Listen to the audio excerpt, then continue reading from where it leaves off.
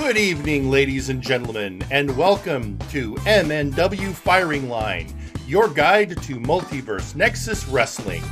I'm your host, Jerry Aldini, and with me tonight, stepping in for the vacationing Pete McPherson, is our own intrepid backstage reporter, Joe Mojo.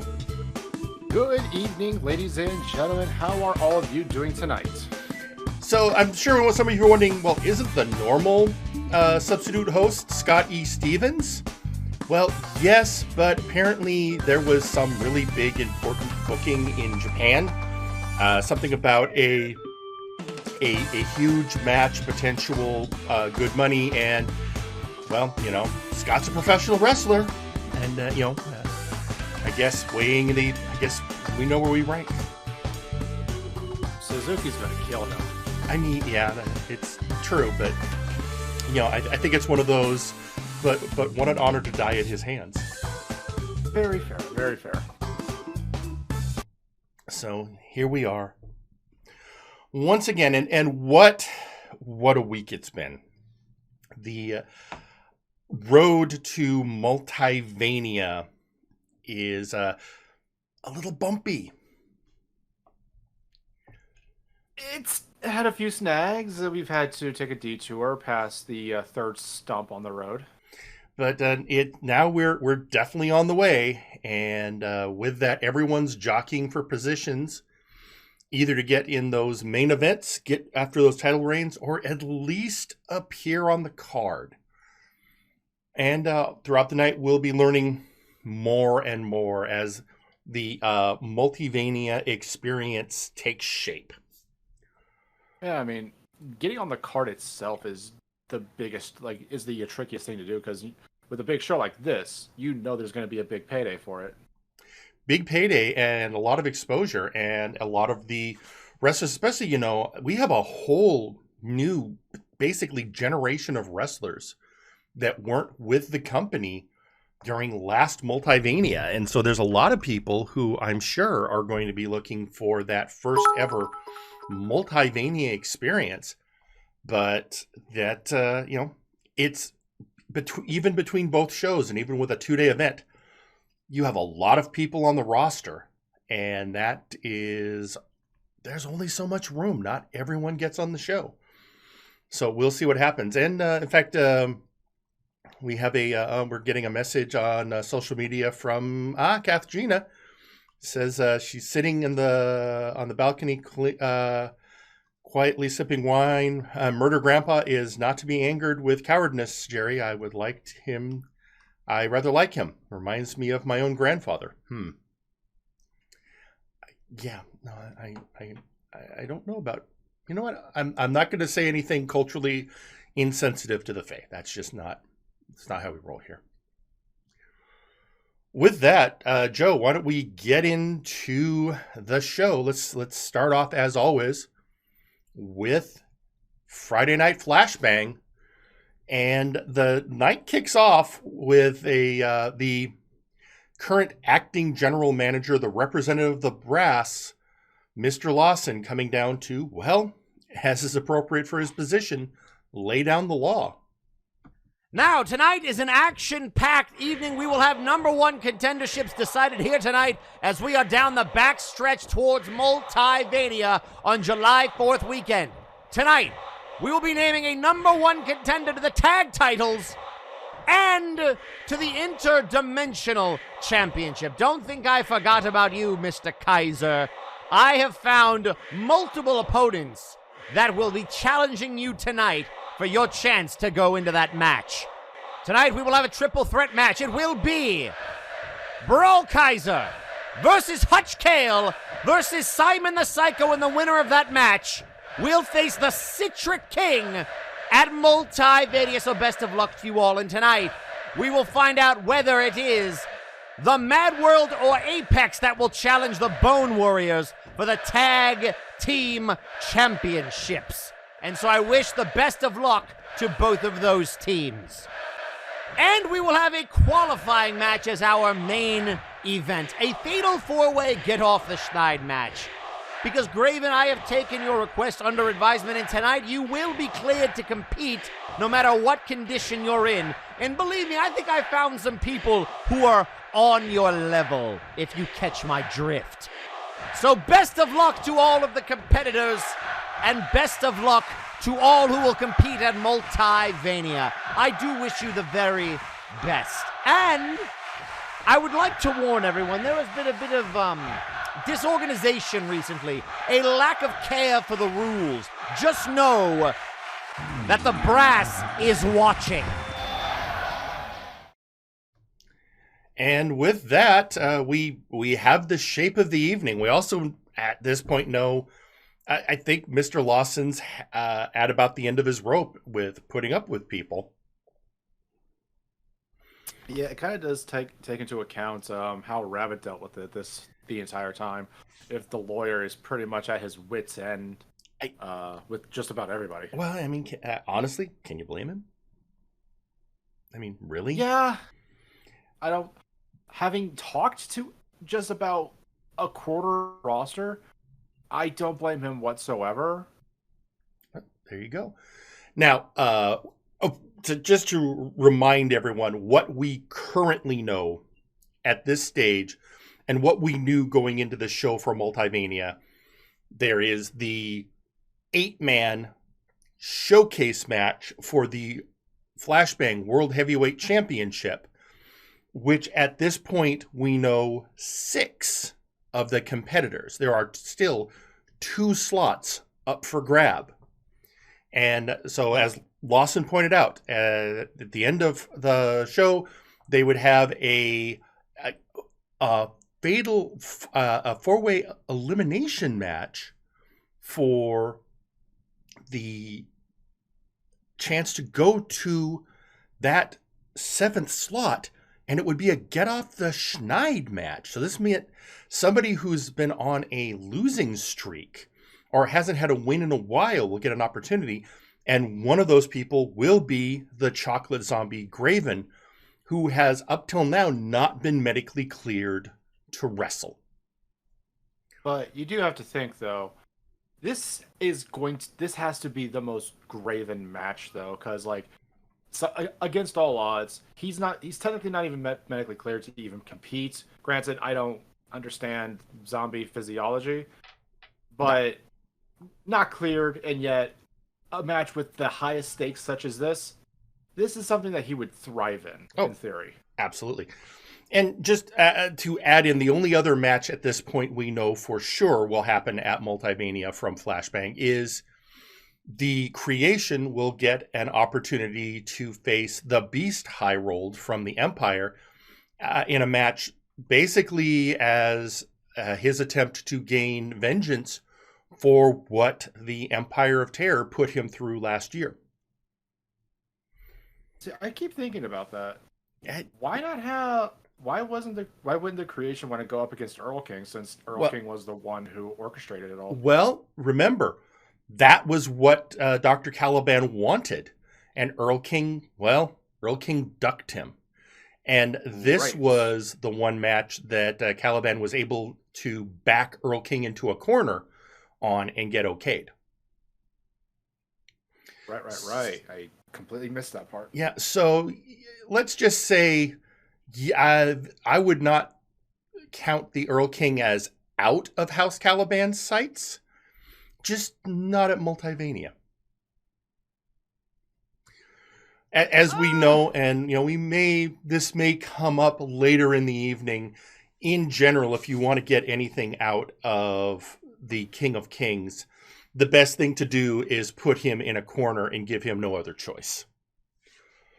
But that's for later. Let's get into the first match of the evening, and this one saw Suicide Gemini, who has been on on an interesting path of late, going up against Sheepy. And this is an interesting matchup because you have a short order cook versus a sheep. And there's a DDT by Gemini. Only in Multiverse Nexus Wrestling. Yeah, now also only in Multiverse Nexus Wrestling are you going to have a short order cook. Well, that's not true. I was gonna say only an MNW would have a shorter cook that dresses like that, but I used to live in Seattle, so. I will take your word on that, having never left the Midwest. So I mean, also a short order cook as sadistic and masochistic as Jen is. Again, Seattle, but well, that's getting off the point, which is, you have. I'm assuming that Gemini knows a good recipe for lamb chops. Aha! But this particular sheep, well, let's remember this particular sheep is also a potential eldritch abomination, although a very friendly and huggable one. I mean, have you ever hugged him? Never had the opportunity. No. There's always that professional line, but I hear he's quite warm and fluffy. Yes, he is. And also, he is absolutely not somebody you sleep on in the ring. There's a reason that Apex wanted him in their roster, and why he was for a time indoctrinated into the ranks by Nero Napier. I can't believe I just saw a sheep fly. Part of the original 4, if I remember. Well, correctly. he was the 4th member. Technically, after whatever it is Nero did, until he was rescued and deprogrammed by the 5th member, Lee. Yeah.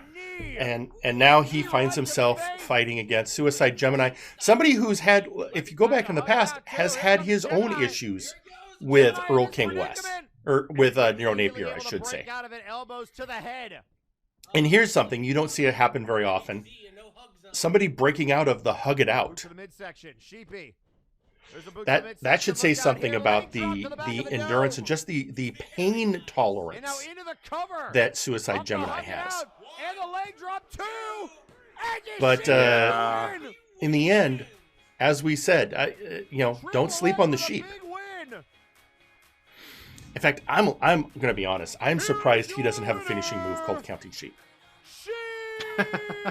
It seems like a missed opportunity, but on the other hand, I can't think of any move in his arsenal that would fit the name. And look at the glare from I would assume something that would kind of result in some sort of that would work with some sort of pinning combination, but something like that, yeah. But as we've seen many times, when Sheepy was part of Apex, he was often brought out as the power player of whatever matchup he was part of. He is absolutely a devastating powerhouse who is now fulfilling that role in AAA. Yeah, and back in the day when it was a combination of Sheepy plus Blight Howlis, that was a monstrous combination. Absolutely was. And realistically now, it's I think we see him paired fairly often with Otora Azul. Mm-hmm. Now, and of course, the other thing is that Suicide Gemini had been on a bit of a winning streak until now, so we'll have to see where that goes. In the meantime, so we were supposed to have a matchup that was going to, again, decide who was going to face the Bone Warriors at Multivania. However, and yeah, as we heard Lawson say, he had set up that match, but when we got to ringside and Apex is coming out with Zephyr Tail, the Sunken Sea Captain, coming out first, and just when it looked like it was going to be your standard Zephyr Tail entrance, who should appear but Jack Andrews? Jack, who's been stalking Zephyr for weeks. Let's remind everyone that Jack Andrews was hospitalized after a vicious backstage attack by Zephyr Tail. And since his, I guess, recovery, he did leave the hospital against doctor's orders. He has been stalking the Shark Man. and and taking every opportunity to frustrate him, including taking on the man who was supposed to be one of his opponents tonight, Hutch Kale. Or actually, I'm sorry, no, that wrong grouping. Hutch Kale is in the triple threat match later. Yeah, I believe you were talking about Mad Roll. I was thinking of a different member of the cartel, but still. Still, it's Jack coming after Zephyr, looking for, I guess, comeuppance. But let's face it, even though the ref, I think poor Legs just got confused here and started calling the match as if it was a match, even though this was not the booked match, and was really just two people beating on each other. I think maybe he was hoping wrestling instincts would kick in and he could convince them to stop fighting. Perhaps, I know that. Sorry. Go ahead. I was just gonna say perhaps, or maybe like there's that split second where he's like, "Oh wait, we're in a match. All right, let's get it on." Oh wait, that's the old tradition of when things are going crazy in the ring to ring the bell, hoping the wrestlers will take that as, oh yeah, we're supposed to stop now, although that doesn't really happen these days. And so that moment took a lot of people by surprise, and well, it led Mr. Lawson to returning to the ring. Well, let's just hear what the boss had to say. I told you earlier tonight that the brass was watching. Mr. Andrews, I understand that you are frustrated that you have not been able to get your hands on Zephyr Tail, but that has been your request. You have decided to hide in the shadows. Offers have been made with no response. So I'll tell you what. Apex deserves a fair opportunity despite what many might think about them. But with Zephyr Tail unable to compete here tonight, the Mad World still needs to qualify for Multivania. So here's what we're going to do. Apex, figure out your tag situation and what's up with Zephyr. Next week, you will have an opportunity to qualify. But tonight, the Mad World will face Electro Reality. And if the Mad World wins, you are in the match at Multivania. I think that's fair. Speaking of qualifying matches, Mr. Rabbit, don't think I've forgotten about you. It was a couple of weeks ago on this program that you said you wanted to qualify for this big tournament thing we're doing. And I see you looking with those excited eyes over at the commentary table. Why don't you come down to this ring and speak with me man to man? Yo, what's going on down there, Mr. Lawson? Am I serious about a match? Yes, absolutely, 110%. All right, Mr. Rabbit. So you want to compete because you believe you can beat someone who's never been pinned or submitted. So what kind of a match would be suitable for this? I'm pondering in my head. You used to be a general manager. What do you think I should do, Mr. Rabbit? Should it be a showcase? Should it be a get off the schneid match? Should it be your wiffle bat on a pole? Yeah, well, my wiffle bat on the pole would be kind of fun. Or if you're there, just putting my, chanclas in, a suitcase and putting them on ladders. But nah. I think we need to go ahead and make a match that both Nero would enjoy and I would enjoy. I'm going to take you back to the late 90s, Lawson. Do you remember cages? I'm sorry, Mr. Rabbit. I am not putting you in a cage match. The brass is not going to sanction that. But I'll tell you what, you mentioned something that you and Nero will both enjoy. Well, how will you enjoy this? 2 birds, 1 stone. Next week, you will go one-on-one with an opportunity to be the last person in that showcase match. It'll be Mr. Rabbit versus Jack Andrews. Ooh, Jack Andrews. The big man who looks like the goth version of the man from the Evoni ads on the Twitter. You know, if he can go ahead and pull 3 pins and not screw up the lava fall, I might be able to go ahead and actually take him up on that match. Seeing as how Jack Andrews has been a thorn in my side when it comes to Apex and interrupting matches, and since he wants to talk in sit-down interviews about how much he feels robbed and all of these other things that I honestly don't really care about, I'll give you both the opportunity of a lifetime, the chance to get your hands on Nero for the biggest prize in professional wrestling. That's what I can do for you. Oh man, you know what? I really enjoy that. I really enjoy you going ahead and bringing me that. Let's see though. You know, there is reasons why I want the belt on top of everything else, right? Like, I'm gonna go ahead and do great things with this opportunity, Mr. Lawson. You better believe. Things that can go ahead and actually help you out a little bit better than what Shut I up, can do Mr. too. Rabbit! Oh, and Lawson is putting the boots to Rabbit! What is happening? Mr. Boy, you know, there are a lot of things I would have expected to see. He finally snapped. Yeah, I think you were right earlier when you were pointing out that his, you know, where he's at the end of his rope. His last good nerve has been yanked, and you know he found himself in a ring with Rabbit, who can challenge. You know, I don't think we appreciate the mental fortitude of Eric Jenerickson to work on a weekly basis with Mr. Rabbit with his sanity intact.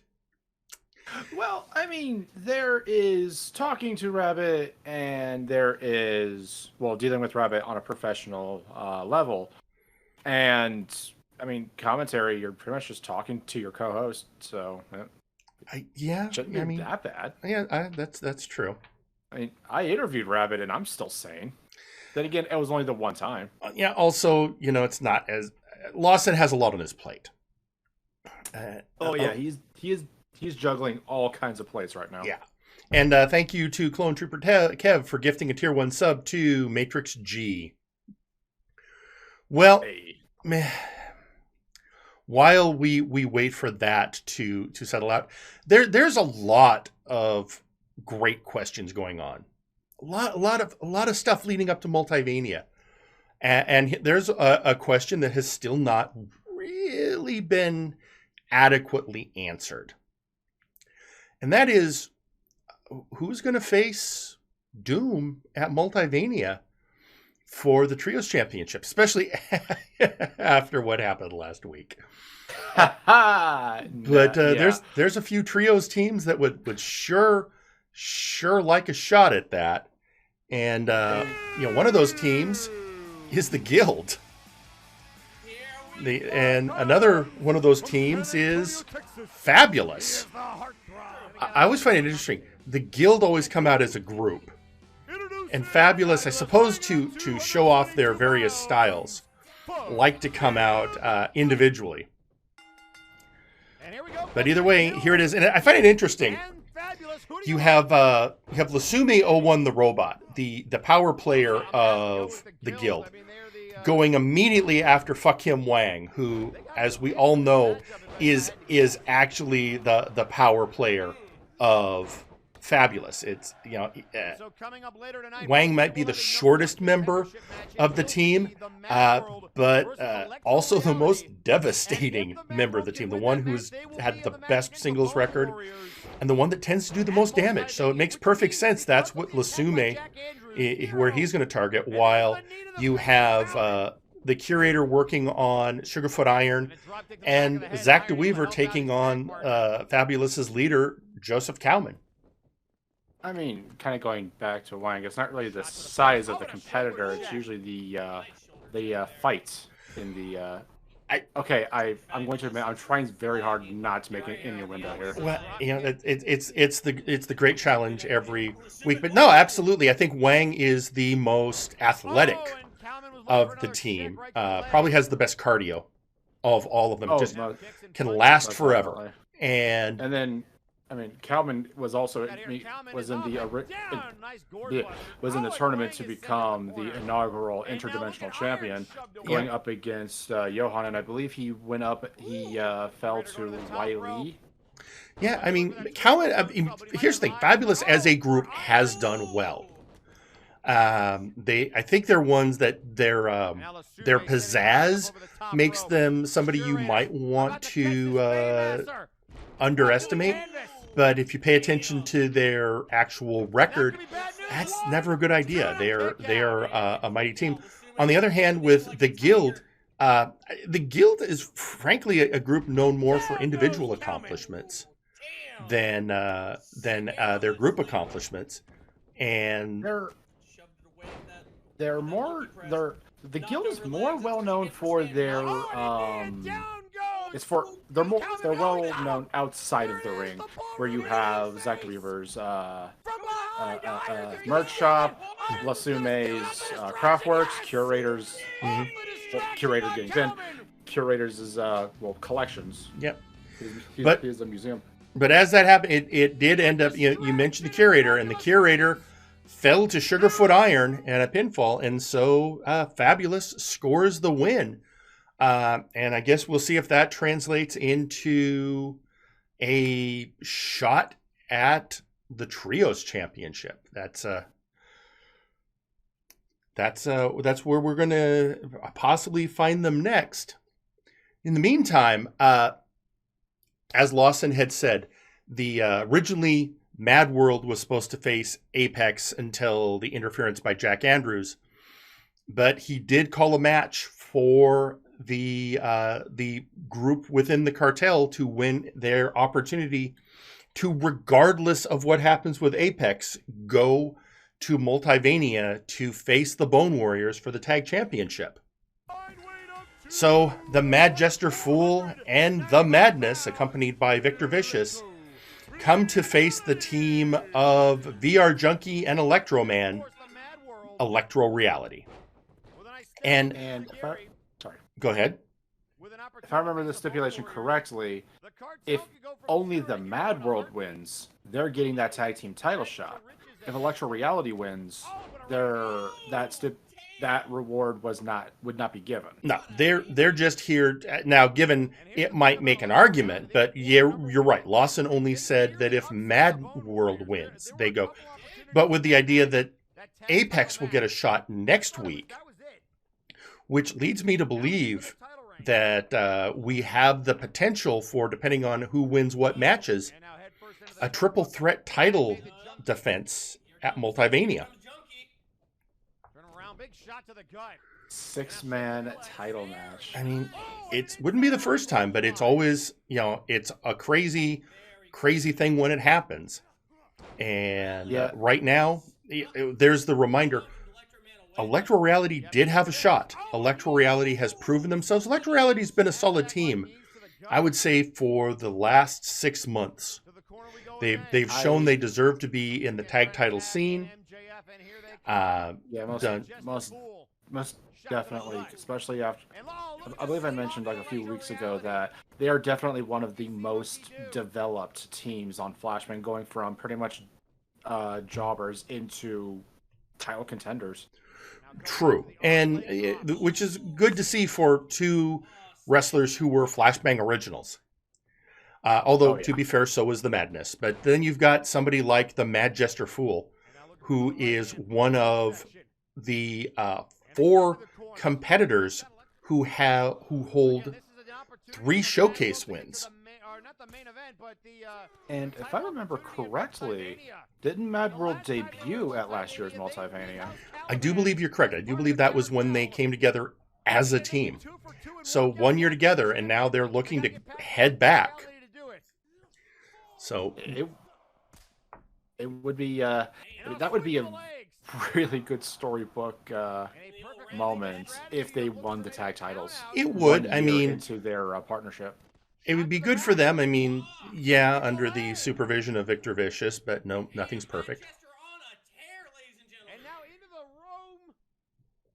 But this is, and then speaking of controversial moments, after a strong battle outside the ring, Mad Jester Fool basically knocks Electro Man silly, and Electro Man cannot meet the count. And thus the Mad World go to Multivania on a countout, on Galaxy Brain Tactics. I mean, it's a win. It's a win, and it does also show that Victor's not just showing them isn't just showing them, moves or ways to win with their talent. Also showing them how to win with their brains. I mean, yeah.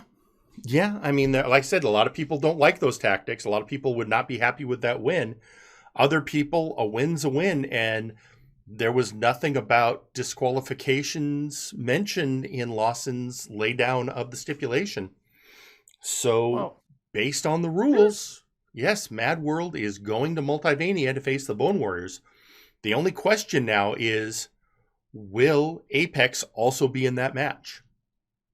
very true. But there's just one thing I kind of want to mention. People keep talking about how countouts aren't really honorable. Mad Jester Fool whooped Electro Man for a solid minute and a half outside the ring, and just went right back in, waiting for him to recover. I mean, I understand that, like, technically speaking, that's not really the best way to win, but Victor didn't do anything. It was all Madness didn't assist. It was all Mad Jester Fool, and just beating on Electro Man, making sure that he wasn't up for a 10 count. Yeah. So, no matter what way you look at it, in the end, we have the next thing we know for sure is going to happen at Multivania. Mad World will face the Bone Warriors. Now, speaking of facing at Multivania, so far, as we've said, we know 6 of the 8 competitors that will be at Multivania in that title contention showcase match. Last week, 4 of those competitors met in tag competition, with El Pollo de la Muerte and Scott E. Stevens facing off against the Grim Reaper and Nitzig Gunk Gobbler, with the Chicken of Death and the Gentleman of MNW coming out on top in that matchup, much to the ire of the Grim Reaper, who says that Nitzig cost them that match. And that leads us to our next match, where the Grim Reaper, the strategist of the Empire, comes out to face the orkiest orc in MNW, Nitzig Gunk Gobbler.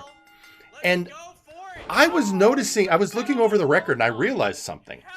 If you look at the recent single performance of the Grim Reaper, he's been on a winning streak. Oh yeah, he has, hasn't he? He absolutely, in singles competition, he's been shining.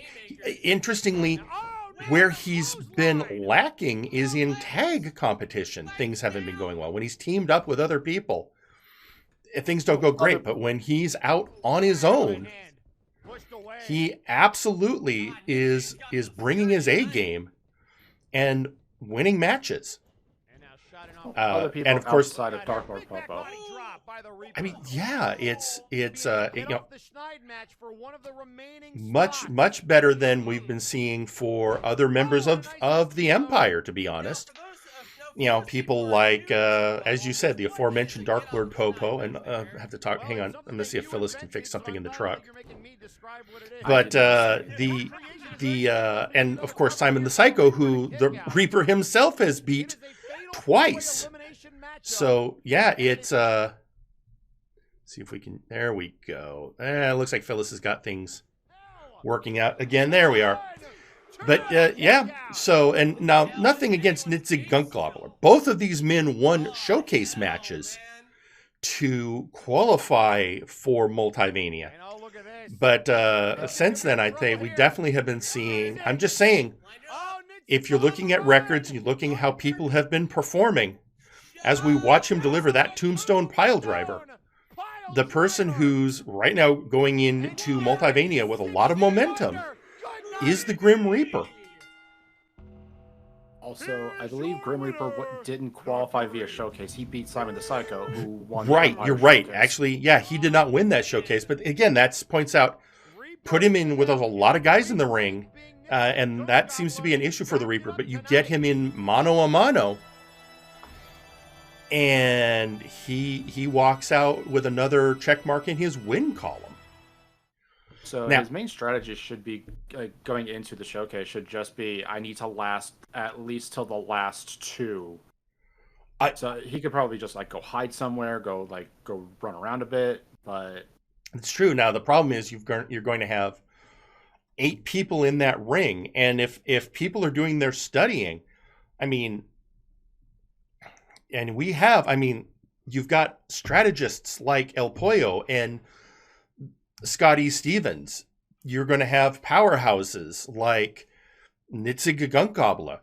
You're going to have whoever wins tonight's match. You're going to have Nero Napier himself. And worst of all, you're going to have the Omni Slayer Jagger Blackthorn. A lot of, with the exception, I would say, of Gunkgobla, you're talking about 5 people who do a lot of homework before they get in the ring. So, yeah, the Reaper is going to have to keep his head on a swivel if he wants to get into a position where he can use his advantages. But on the other hand, there's a lot to be said for going into the biggest show of the year with a ton of momentum. Most definitely. Speaking of people the Grim Reaper have defeated. So the next match was meant to be a triple threat match to determine who would face the Citric King at Multivania for the Interdimensional Championship. That the 3 competitors to be Simon the Psycho, Hutch Kale, and Brawl Kaiser. However, as we get to that match, but before we get to that match, I just being reminded by the truck. We're talking about people going to Multivania. I actually want to let's listen to a promo from one of those competitors who's going to Multivania. Let's hear from the Chicken of Death, El Pollo de la Muerte, in our Flashbang audio promo of the week.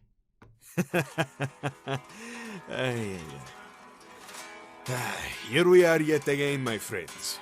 Nero will be defending his title at Multivania, and El Pollo de la Muerte, the Chicken of Death, will be among the challengers both for that title and for the privilege of unseating Nero and bringing his reign to an end. How many times have we done this now, Serpente? Every time you are looking for a challenger, I am ready to face you. I may not be the one who you ultimately challenge, but I am always there and part of the conversation. Each and every time, El Pollo has and will be there. Destino says so. Do you believe in fate, Nero? No. I don't mean Raven and his friends. I mean one's fate, their destiny. Some things in this world simply will happen because fate, Dios, whoever you may have, deems it so. I am convinced that our fates are intertwined, Nero. Ever since I've come to Flashbang, you've been a thorn in my side. And I've returned the favor, wherever I can. We will continue to run into each other, to fight and clash until the end. Why?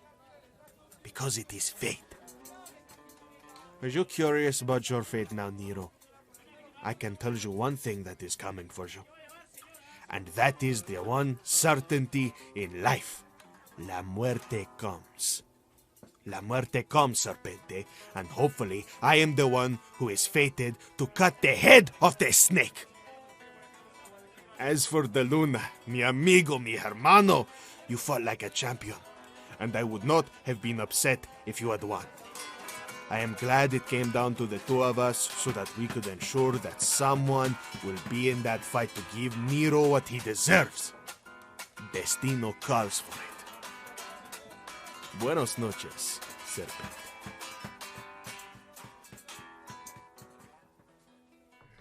And now that we've heard from El Pollo de la Muerte, let's go down to see that match that was supposed to happen with Simon the Psycho, Hutch Kale, and Brawl Kaiser. When the stalking hound of Earl King West came to the ring to be one of those 3 competitors. But let's remember that Simon has also been a constant thorn in the side of the Omni Slayer, Jagger Blackthorn. And Jagger's protege, Artemis, And Simon doesn't decided he had did not want to see Simon get a belt opportunity at Multivania. And thus, he basically comes to the ring to interfere as well, mirroring what we saw earlier in the evening from Jack Andrews. And this is interesting because, again, we know you have Artemis, the young Omnistar, but let's remember, Artemis also has a huge beef with the Empire of his own, because he spent months trapped in a hellish netherworld, banished by the cleaver of the Empire of Terror, until his mentor managed to break the seals and secure his release. So a lot of people are focusing on the issues between Jagger and Simon, when Artemis has got more than just that going on. There's a lot of issue, and Cleaver's not here for him to do anything about, but Simon is. And the Omnislayers have to realize, me personally, I understand that Simon the Psycho and also the Empire have screwed them over one too many times in the past, but this only reflects badly on them, like having sneak attacks against Simon, against Earl King, against name a person of the Empire. Well, this only helps the things said against them at the moment. Well, I mean, one, I think if we've learned anything about Jagger Blackthorn, when it comes to people saying things about him, I believe the term used these days is he gives not one fuck. It's understandable, but he personally doesn't care. But you get enough people behind something, you're kind of forced to care. Okay, but let me give a counter argument. Outside of the Empire, who's going to give a fuck about Simon the Psycho?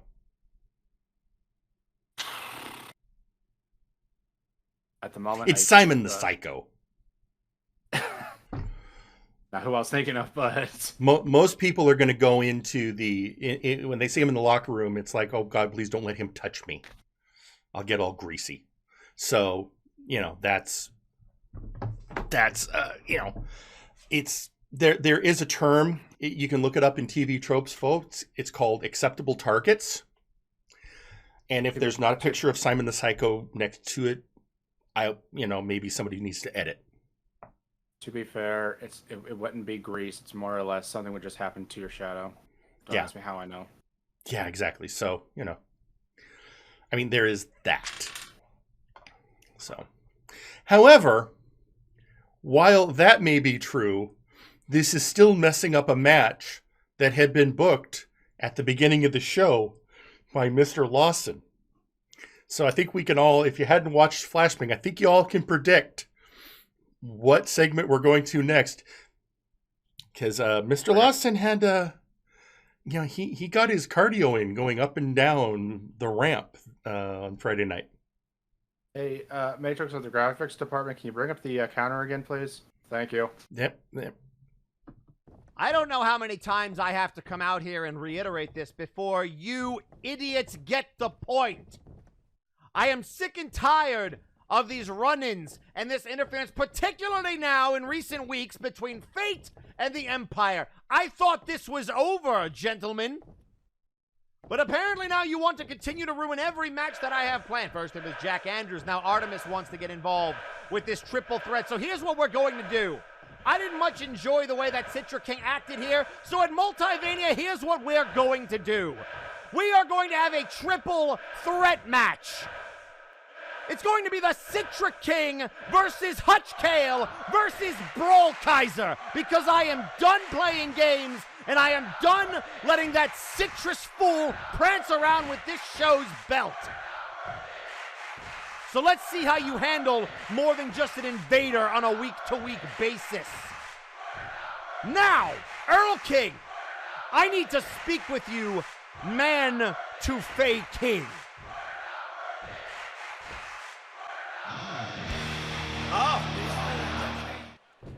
Greetings and salutations, Mr. Lawson. It's good to see you. I couldn't agree with you more. I think these unmitigated attacks against the Empire of Terror are ridiculous. We have done absolutely nothing to Fate for months, and yet they continue to come after us. I hate to be the bearer of bad news, but you did poison one of their friends. Your poison was used to poison another member of this roster, and you have shown no contrition to anything that you have done. So please do not act like the innocent victim here. I'm tired of this nonsense, Earl King, and so is the brass, despite your influence. Yes, I understand that the brass would be a little frustrated that their matches continue to be interfered with, and I can assure you, the Empire has had no part in trying to do that. Artemis and Jagger have taken this upon themselves. Fate is not a concern of ours. They might as well disband at this point. There's no need for them. I can see through BS a mile away. I have a BS in BS. I am a lawyer. Don't try to play me, Earl King. I am tired of this Fate and Empire nonsense, and I'll tell you what, Earl King, I think Multivania is the time to put all of this to rest, just like Prinny. The only question is, what would the brass deem is a worthy stipulation to blow all of this off? So I'll tell you what, Earl King, go figure out who in the Empire is free on July 4th. And Fate, figure out the same. What? No, look. Again, first of all, I don't even know what I'm preparing them for. Am I supposed to prepare one person, two people, 7 people? There are a lot of factors, mitigating factors, that would prohibit me from accurately being able to gather the troops, as it were, and present this to them as a concrete idea in such a rough state. Well, I'll tell you what, Earl King, perhaps you should figure that out. I'll see you next week with a stipulation. So, Joe, you remember at the beginning when we were discussing the match with the Creation and High Rolled, and how really to nail down the Earl King on anything, you need to put him in a corner. Yeah. So we just saw Lawson do that both figuratively and literally. I mean, you gotta think though, it has to be a little cathartic for Lawson. Here's the thing. I'm going to throw this out. And I don't know. I do not have the opportunities to speak to Mr. Lawson very often. But I'm beginning to wonder if he's beginning to understand Mr. Rabbit's perspective just a little bit more. Having walked many miles in those metaphorical shoes, and clearly his patience has well run out with the shenanigans that happens with the Flashbang roster. And I think a warning sign of that is if Lawson just goes up to Manatee and goes, "Yes, I'll have the chicken strips." That's when we should probably take a lot of notes. I don't really see Lawson as a chicken strip guy. That's the thing. I don't either. He seems he looks like a steak guy to me. I was gonna say he might be a guy who likes a nice crepe. Ooh, that sounds good. Actually, but whatever. I'm just saying. I think that he has hit the point where it's like, he has to, especially getting, again, we're at Multivania. The pressure is on to have a great show to try and top the stellar numbers and the stellar ratings of the matches that occurred last year. So it's, the pressure has to be on, especially since, again, Lawson wasn't in charge last year. So there's a lot riding. I'm not sure if his performance review is in here, but it may be. If nothing else, certainly his pride. And apparently on social media, we're getting a tweet from Maximilian Thunderthighs saying the X does not approve of Lawson's behaviors as of last week. Just as talent doesn't touch the commentators, the staff should never lay hands on the talent, no matter the cause. That's actually a fair point, I suppose. But here's the thing, though. A lot of us who work in the production staff, I mean, no offense to you, Jerry, being a former heavyweight champion and all, but I'm talking about my body. It's all flabby. Like, trust me, I could not last a minute in the ring. Well, I had a career-ending injury, so that's, one good power slam, and I'm probably in the hospital. So I get you. I feel you. There's a reason why the rules are in place. The only thing I can think of is there is one exception to the rules. I don't know if you're aware of this. No, I don't know. Anything that happens in the ring is fair game. Oh, thank God. Okay. Yeah, anything that happens between those four corners, those four turnbuckles is fair game. So technically, Lawson didn't break any rules. As long as you and I stay out of rings, we're golden. Yeah, you don't have to worry about me getting anywhere near the round. I know. Like I said, those days are long past. Anyway, let's get on with the night. So Lawson has laid down the law once again. But one thing he did state was, after he got backstage, was Kaiser, Brawl Kaiser and Hutch Kale were scheduled to compete and were ready. They were warmed up. They were in their gear. And he wanted them to have a match, and he wanted it to have relevance to the Interdimensional Championship. So he made a tag match featuring Brawl Kaiser and Hutch Kale, the Mandalorian and the Henshin Hero on one team, and Death Juice as the other.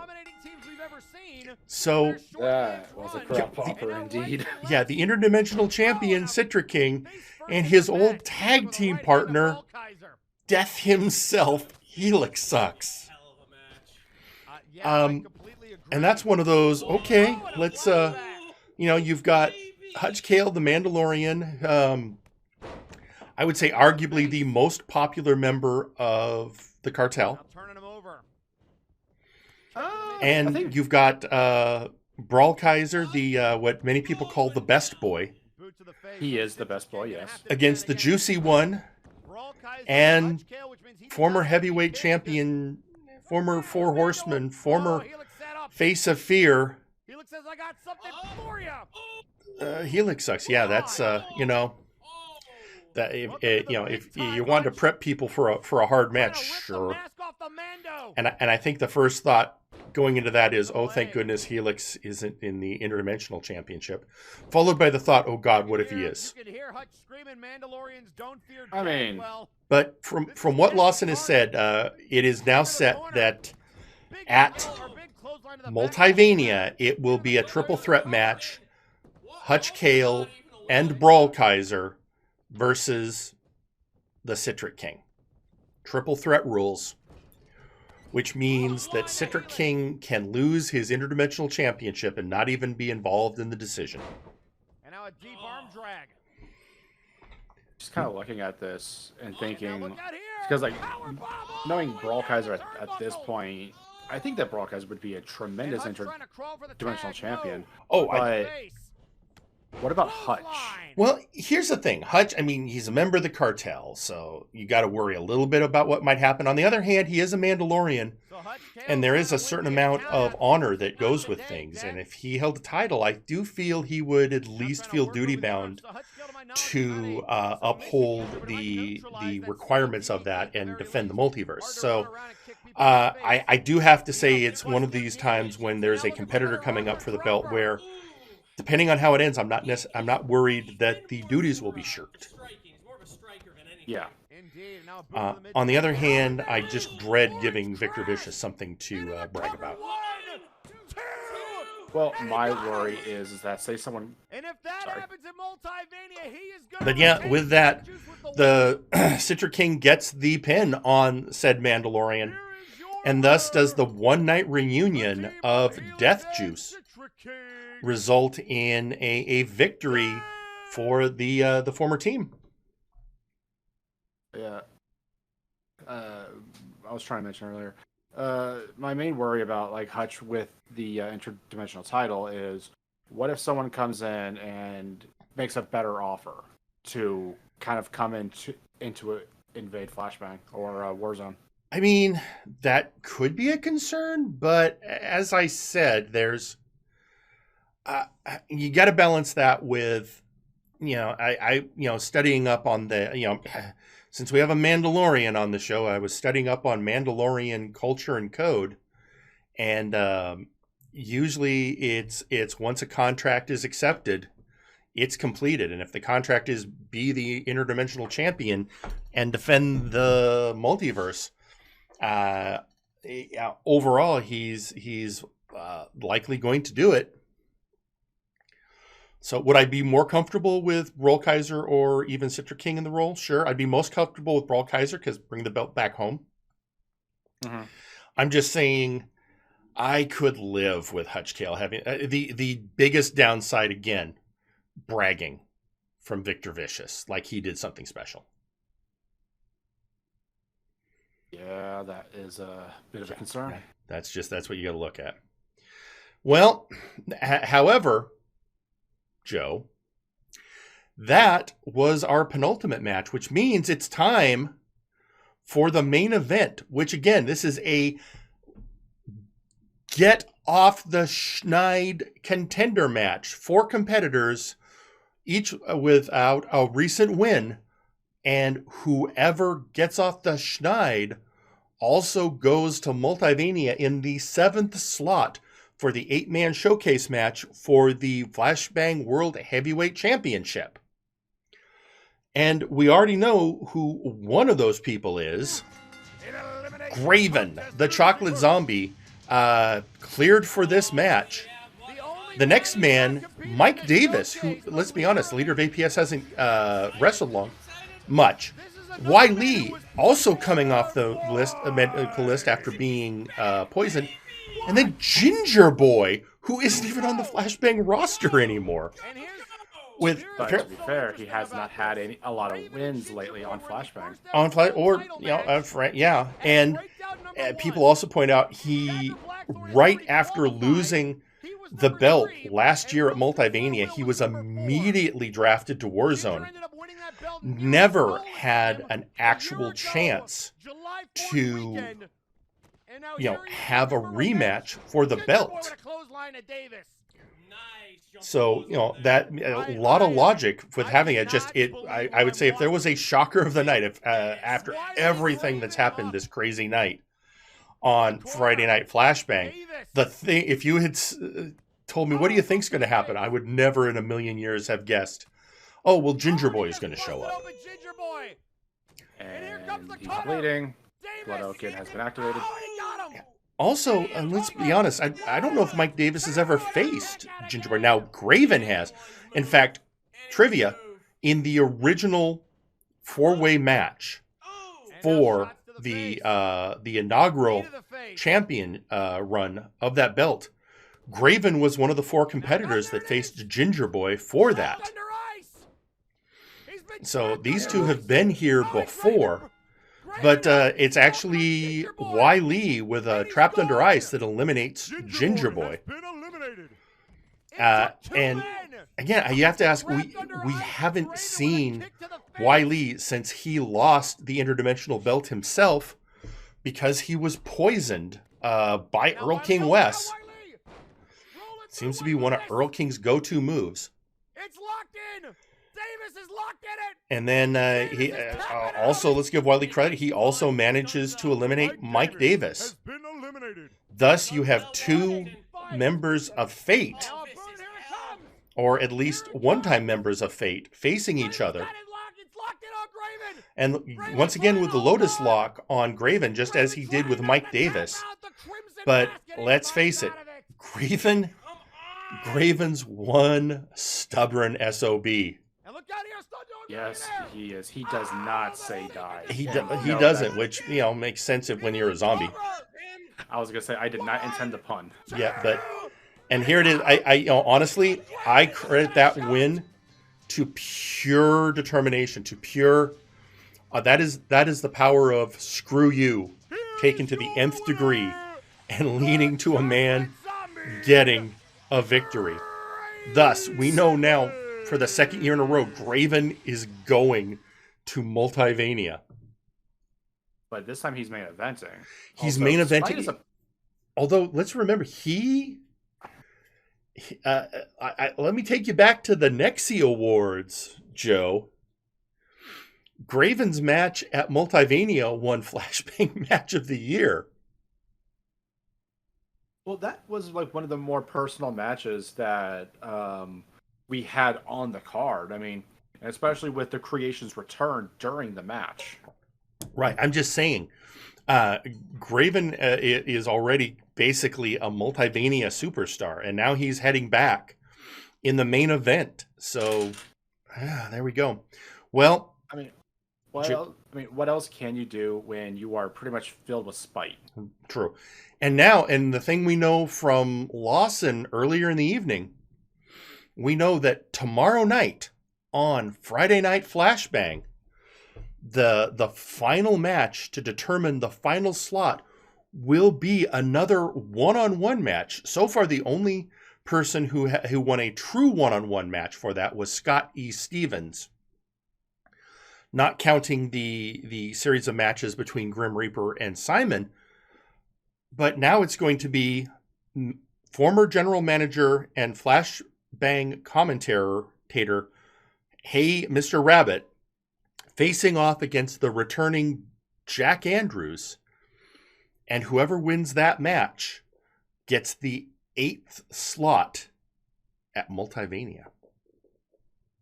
I am a little worried that if Jack Andrews beats Mr. Rabbit, that him and Scott E. Stevens are just going to be double teaming people the entire match. I mean, that certainly could be a concern, but in the end, only one person can win. So we'll have to see what happens. So with that, it's time, Joe. That was the final match. So it's time for the Flashbang Moment of the Week. But first, a word from our sponsor. Are you in need of healing? Do you have an excessive amount of money that your money furnace is jammed full of all your excessive cash? Then St. Ugly Dunk's Children's Hospital is the place for you. We heal all the richest children across the land. From sitting on a fat wallet full of cash pain, mental and soulful healing, from having to share the same breathing air as those sick, nasty urchins they call middle class. St. Ugly Dunks comes with a full comfort experience, including jacuzzi medical beds, MRI spa day, mini golf through the halls. And don't forget to get a wonderful photo with the oversized solid gold statue of Saint Ugly Dunk, provided by the generous donation by the MNW Finance Department. Yes, Saint Ugly Dunk's Children's Hospital, where money can buy happiness and medical insurance. And introducing fourth, weighing in at 242 pounds, from London, England, he is the Mad Lad of London, Ginger Boy! He's back, baby! What? The man who never got a rematch for his belt! What? The original champion is back on Flashbang! What? Yes!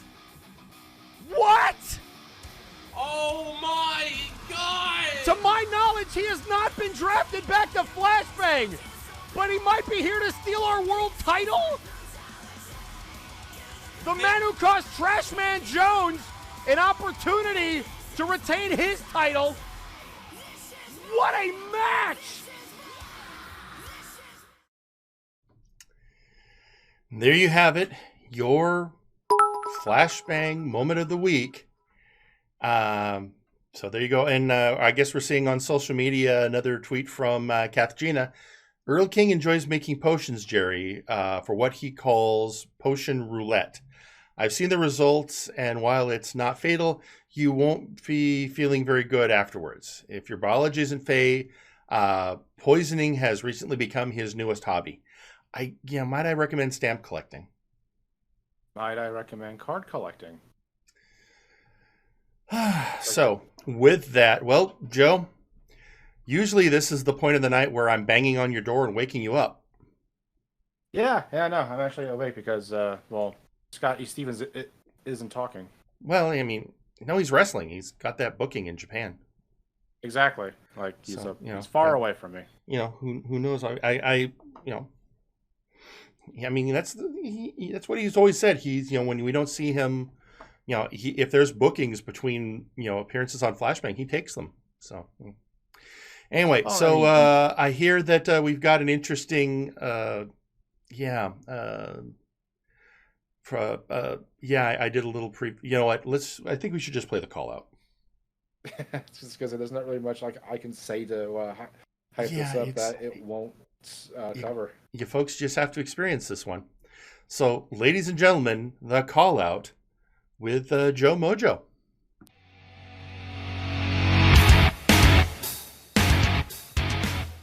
Thank you, Firing Line, and welcome back to the call out. My name is Joe.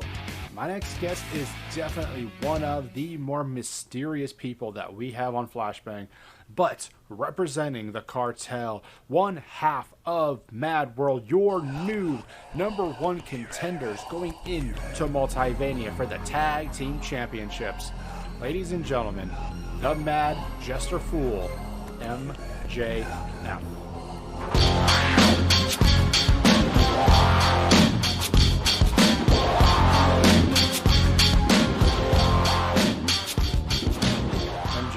Thank you for joining us. I couldn't be happier, my friend. Heard lots of good things about this place. Oh, why thank you. So, the Mad Jester Fool, one half of the Mad World and representing the cartel. For those who have never heard of you before, what can you tell us about yourself? Well, I would love to reveal all of myself, but I like to keep my secrets, But can say that I'm just a skeleton that loves to give and receive entertainment. How does a skeleton jester find its way into MNW? You mean, how does MNW find its way to a jester skeleton? Well, I used to work at a comedy nightclub where I would tell jokes on the stage, and it was my last night there because I got into a fight with someone there and he crossed the line. That was the night that our beloved Hey Mr. Rabbit was there as well. He saw my moves and capacity and offered me to come here in MNW, and here I am now. Do you think it was your moveset that caught the former GM's eye? Oh, he also told me he liked my outfit. I will admit it is a little eye-catching, but coming into Flashbang in the second wave of new hires, when did you meet the Madness? I and Madness met at the crafts table. I was dunking my head in a child-sized pool of mac and cheese. And Madness dived in and stayed under the surface for 6 minutes. We just immediately became good friends with each other, Ah, so when we had Madness as a guest, he was not kidding. Oh, he always tells the truth. How about when Madness and yourself joined the cartel? How did that come about? Well, that one is mostly on me. It's a fun story. I think Mando has mentioned it here before. How about when Madness and yourself joined the cartel? How did that come about? Well, Madness and I saw the announcement of the cartel wanting to become bigger, and I told him, why not? Plus, y'all probably know for my obsession with Hachi kittens. So yeah, that's how it happened. Hang on, obsession?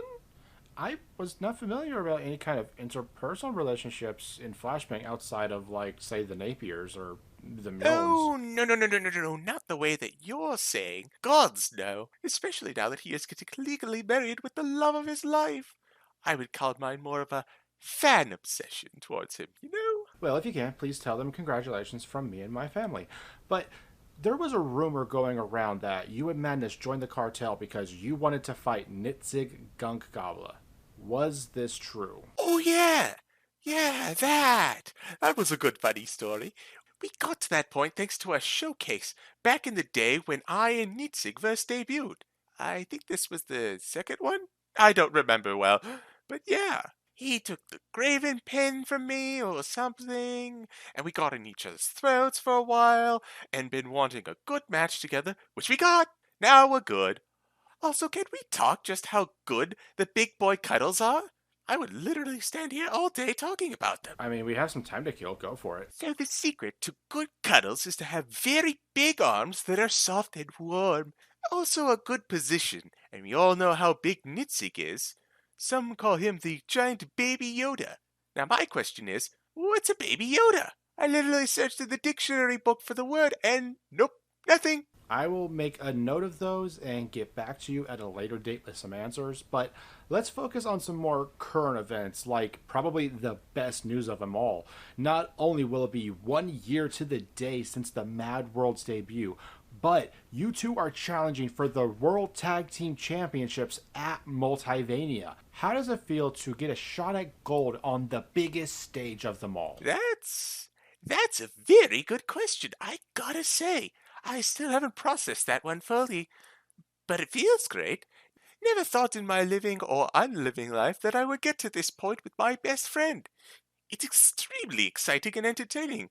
I don't quite know what to say. Having pinfalls over the Bone Warriors, it is highly possible. Say you two win. Say you and Madness are crowned the new Tag Team Champions. What kind of champions should we expect from the Mad World? The ones that would never turn down a challenge from anyone.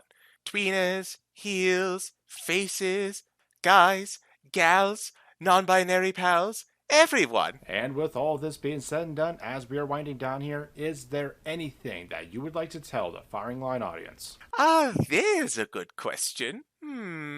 As my plastic surgeon always said, if you gotta go, go with a smile.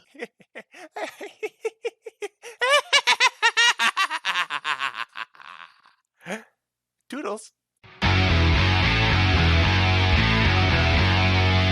I would like to thank my guests for joining us, and if you would like to see the Mad Jester Fool in action, please tune in to twitch.tv/EdwardBosco for Friday Night Flashbang, Fridays at 8 o'clock Eastern Standard Time. This has been Joe, signing out.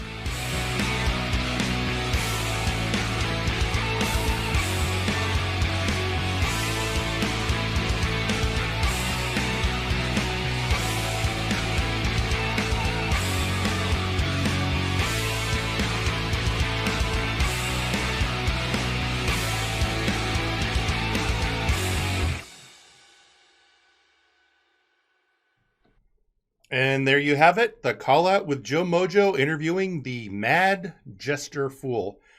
And Joe? Yes. You know, of all the things I expected, the one I didn't really expect was for MJF to steal Mad Jack's catchphrase. I mean, they also mentioned a little phrase that one of our production crew, Marty, uses a lot whenever he's introducing people. He always likes to open up with guys, gals, and non-binary pals. Yeah, that's true. So I'm just thing is that's Marty, and then it's I don't know, stealing from Marty's one thing, stealing from Mad Jack does seem to be another thing altogether. So. I'm just saying. Well, I mean, here's the thing, though. It's not. I don't know. For some reason, I'm thinking that Magic would probably find it hilarious and probably was like, I'll just let the kid go. He's having fun. I'm sure he'll find. I can see him finding it hilarious. But I think he could also find, Retribution equally hilarious. It's all I'm saying. You know what? Let's. I'm going to move on because one more. If we say his name one more time, we might summon him, and then I have to explain things. I don't want to do that. I won't tempt fate. No, let's not do that. Let's move on to Warzone. So, coming off the seismic changes that occurred at Future Shock. we have the latest episode of MNW Warzone. But apparently C- is still on vacation. So with that, it seems this week, Eric Jenerickson was called once again for double duty. And with bringing on Eric, Eric is not the only thing Warzone brought over from Flashbang. For the second time, they brought a Flashbang tradition, and that is to start the show off with a showcase match. This one featuring Constantinople, Wilson, the son of Will, Dagrick, Laid High Rolled, Unga Bunga, Sir McCheese, and the head of HR and apparently now the MNW driving school, registered Anon, and finally Nakano Kirishima. And yeah, that's quite the, again, we're not used to seeing these guys in showcase settings because it's normally a Flashbang specialty, but still, well, Wilson should at least be a affiliate. I'm sure he was in a few showcases before he got drafted up to Warzone. Yeah, I'm sure he was in like 3 or 4. Yeah, a few. I'm sure a few. And if nothing else, he's taking his opportunity to brutalize the newcomer, who I don't know, probably also critiquing his sense of style. It's not a very hard thing to do. Yeah, but right off the bat, Unga Bunga eliminates Sir McCheese. And High Rolled is eliminated, I think, by Constantinople. So right out the gate, you get early in the match, you get 2 eliminations just right in a row. And then as the match moves on, you have Dagrick focusing on Wilson. You have Nakano being challenged by Constantinople. Unga Bunga recovering outside while Richard Anon wants to talk to Dagrick about his learner's permit for that motorcycle. Yeah, motorcycle permits are really tricky. Mm-hmm. And in the meantime, we are now down. I think we missed one elimination in there, but we are now down to Unga Bunga, Kirishima, Dagrick, and Anon.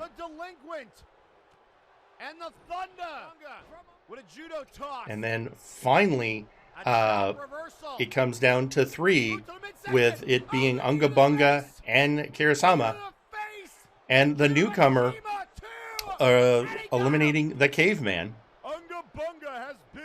Thus, it comes down to 2. The new one, the delinquent versus the driving instructor and the head of HR. So, how many eliminations did Nagano get at this point? I want to say 3. Because I wanted to make a mention of this during the Flashbang main events. Mm-hmm. Half the time, it's not really the amount of people that you eliminate. It's usually like who beats you out in the end. Well, it's true. Also, there's an argument that a lot of eliminations leave you exhausted.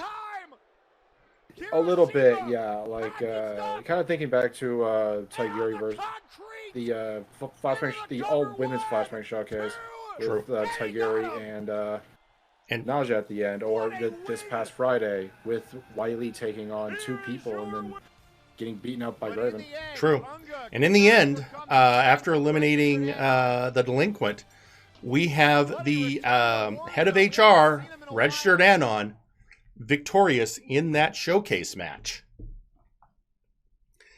Thus do we have the show kicked off. And now I'll have to go check the records later. I'm not sure if we're keeping records on Warzone showcase winners, in part because I don't know if that's how much of an institution that's going to become. I mean, we've had it this one and then the one last week. I mean, at this point, it shouldn't really just be a flashbang thing. It should just be an MNW match type. I mean, that's a good point. Hey, let me go see. Let me look at the official record really quickly. Let's see. All right, no. So it looks like the bookkeeping staff is keeping a Warzone record now. So, and just for clarity, then, since we're here, there have been 3 Warzone showcase matches. Thus far, are 3 winners, and I think I may be giving a spoiler for later in the show, because there's a 6-man showcase match later in the evening. So let's leave it right now. We've Richard Anon is one of 3 people to win a showcase match. But since I think one of these I'm seeing here is actually from later in the evening, I'll hold off until we get there, and then we will cover all of the winners from Warzone in showcase matches. I suppose it's a question if it becomes an institution on Warzone or not, because we know for sure that over on Flashbang, it has become a huge amount of bragging rights as to who does and does not have the a shot at the multiple wins of showcase matches. Oh yeah, I mean, if Warzone does implement the showcase system, like you said, I mean, it's just gonna go from bragging rights to actual accolades, and those accolades could translate into title opportunities. This is true. Now, it's worth pointing out now that so we just saw Wilson, Son of Will, and then we've got our next match will also involve VIP, and really, it's now time for us to move over to the Warzone audio promo of the week. Ladies and gentlemen, Wilson, Son of Will. Wow, how fucking typical. I just pinned a former Big Oof champion clean as a whistle in the middle of this ring, and yet you fat, greasy virgins are still booing me.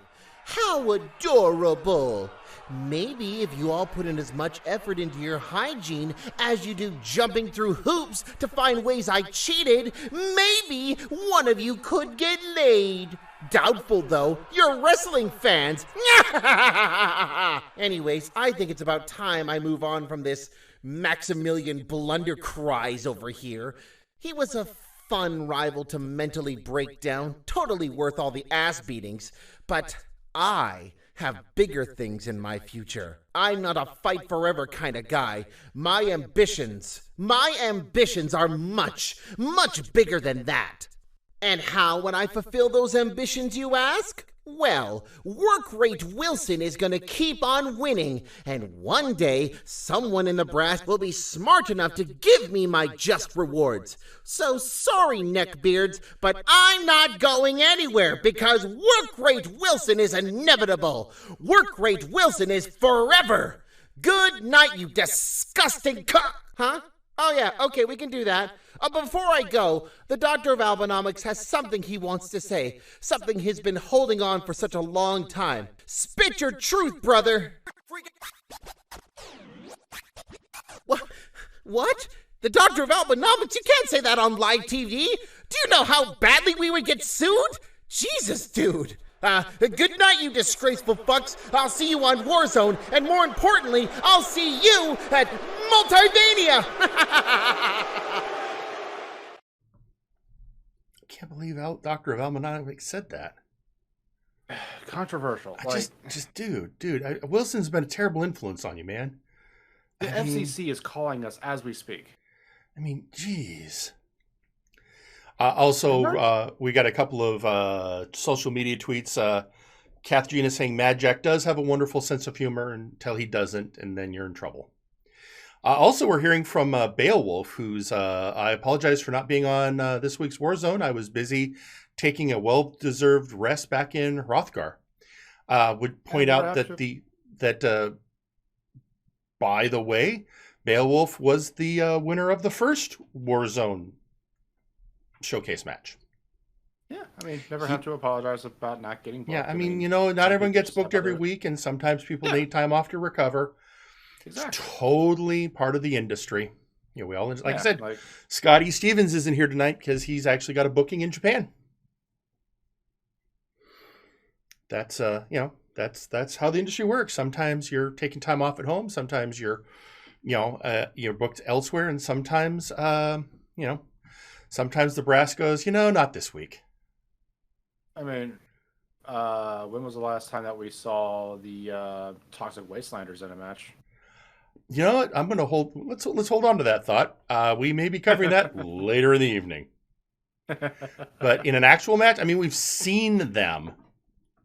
Seeing them in competing are two completely different things. I've seen Gorewheel a couple of times, but I mean that's because he's also my lawyer.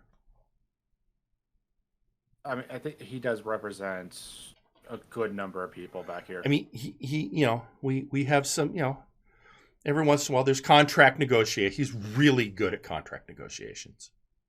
Like surprisingly so, yeah. Yeah, and you'd think it would be the threat of physical violence. No, he just knows contract law like nobody's business.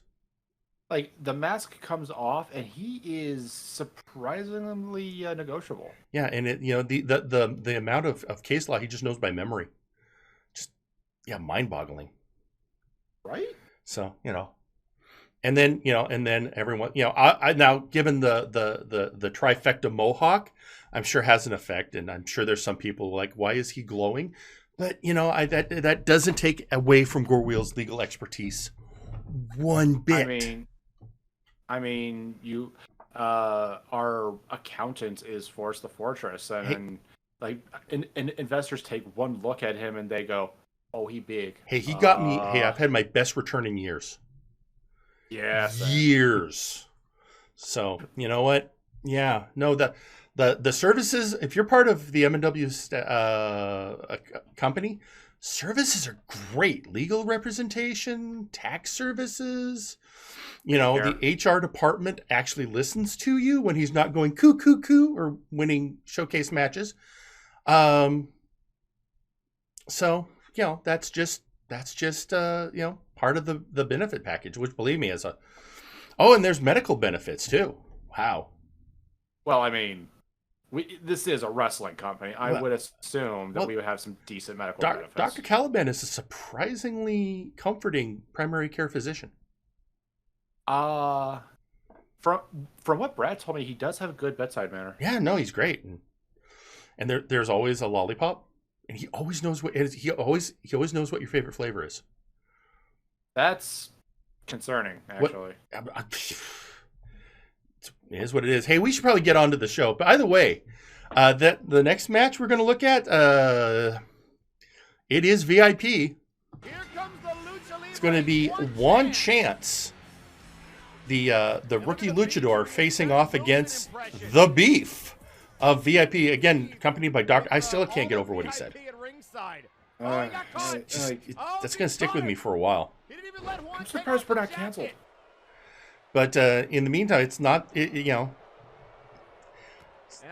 not the one in the ring. The Beef is up against Juan Chance, person who's always looking for one chance to prove himself. And he does have a lot of heart. And it's one chance after another, really. So he has a lot of heart. He also, fortunately, has a fairly decent pain tolerance. Well, when you come from a family of jobbers, you build up a lot of durability. Yeah. Also, the Omni Geek, there's also the possibility of IT advertising. That's true. That's true, Omni Geek. The IT services are second to none. We'll also be discussing later in the evening investigatory services, but that's for a later moment. Meanwhile, let's focus on this, which is I mean, if we're being fair, it's mostly just the Beef throwing one around. You know, the Beef's favorite pastime. Yeah, I mean, this coming up, I don't know if Juan's going to find himself on the card. I'm sure, again, as a lot of rookies, everyone looking, is this going to be my first chance to get on Multivania? At this point, should we even call Juan a rookie? He's been around for a while. I guess I think, he's part of the new class that wasn't around during last Multivania. Yeah, that's fair. So, again, this is his first shot at being on the Multivania card. The problem is he's still not the wily ring veteran that the Beef is. And when you're looking at a tiefling of that size and endurance, it's just you got to wonder what's going to happen when you're going to have to pay the devil his due. And again, that gives the Beef an opportunity to get a reversal in. Especially because this is ridiculous. As far as I know, we don't have. Whatever happened to Lucius Constantine? Maybe it's best not to ask. It's best not to ask, especially when it comes to the Faces of Fear. True, and besides, let's focus on the fact that the Beef comes away with a win. So a win, another win in the column of VIP, looking for a chance to.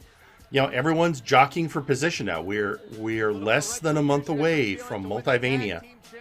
Everyone wants to be on that card. So the Beef looking for his opportunity.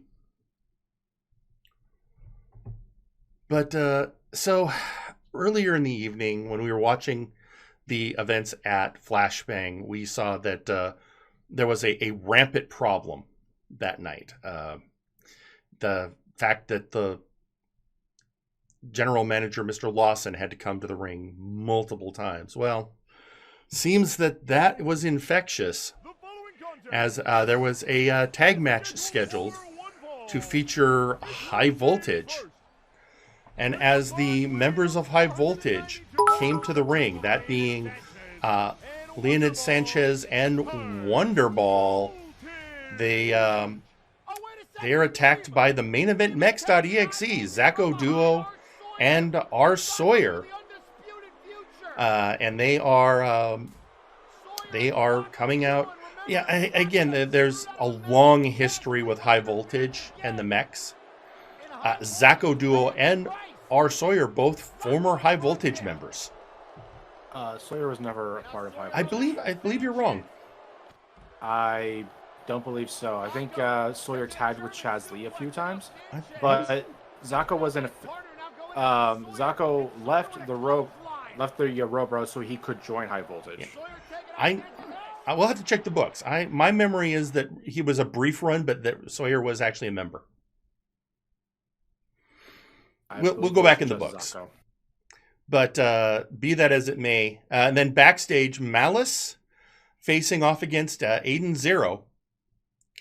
And this is just the Mex clearly sending a message. Very interested that they're going after these guys when the members they have the most issue with, well, let's be honest, the member they have the most issue with is the engineer, Chaz Lee.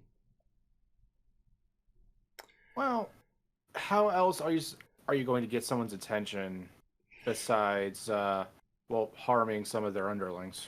It's true. Well, yeah. Chaz and Jake and Justice Jake have been very faction focused as of late. That's very true. Yeah, and Jake, especially after losing the heavyweight championship, has been very much focused on taking care of High Voltage. We actually haven't seen a lot of Chaz Lee of late, until he stepped forward to issue that challenge for Future Shock against Zacho Duo, which led to Chaz getting that opportunity to face off against the World Heavyweight Championship, who was the newly crowned Vince Smoke Sanjay. We'll be hearing from very shortly. But first, being told there's another media post by Kath Gina, who's saying that HR has been ducking her. They refused to formally accept my complaints My complaint and solution for Jagger and his thug. I don't understand this one. Jagger and his thug beef. And his thug and new sentence, Beef is a talented massage. Oh, Beef, very talented at massage. I'm not always used to Faith syntaxed. I'm expecting normal sentences, I suppose. He runs a parlor on the side. I didn't. Oh, that's right. Didn't I hear that once that the Beefling was a massage therapist? I believe he does have his license. That sounds familiar. Yeah, it does sound familiar. I have not explored that myself, although I need one. So anyway, with that, as we were saying, while that attack was going on, there is still the question of the okay, we're hearing differing. Oh, anyway. So let's go to the ring and let's hear from the current heavyweight champion. Let's hear from Vinsmoke Sanji. So you can love me or you can hate me, but what you can no longer do is tell me that I didn't win that belt fair and square. You're two-time MNW heavyweight champion. And this belt ain't going nowhere. 'Cause I'm gonna overcome this curse, and I'm gonna overcome this Well, I shouldn't be surprised by you coming out here and running your mouth, because that's all you've ever been able to do, Vince Smoke. You're a lot of talk, but for the first time in your career, I will give you props. You actually backed it up. You actually proved that you could get the job done on the biggest stage. But now we about to see if that was legit or if that was just a broken clock being right. Ah, Chaz Lee. You got a lot of nerve running your mouth already. You see, you haven't been a world champion in, 2 years? 3 years? I believe this show was underground the last time you held a championship. So you want to talk about fluke wins? Chaz, you're the flukiest of them all. I got a little bit distracted. You see, High Voltage became my focus. Then I had to deal with that little Brad Zacco duo, but now that I've put him in the rear view mirror, I am focused on being back at the top of this industry. Because don't you forget who was making this company relevant before you were even in it, boy. You need to learn your history and put some respect on the name Chaz Lee.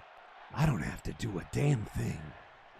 Because while you were worried about your son or your not son, your little protege, your Project Zacco duo, I was putting the time in, Chaz.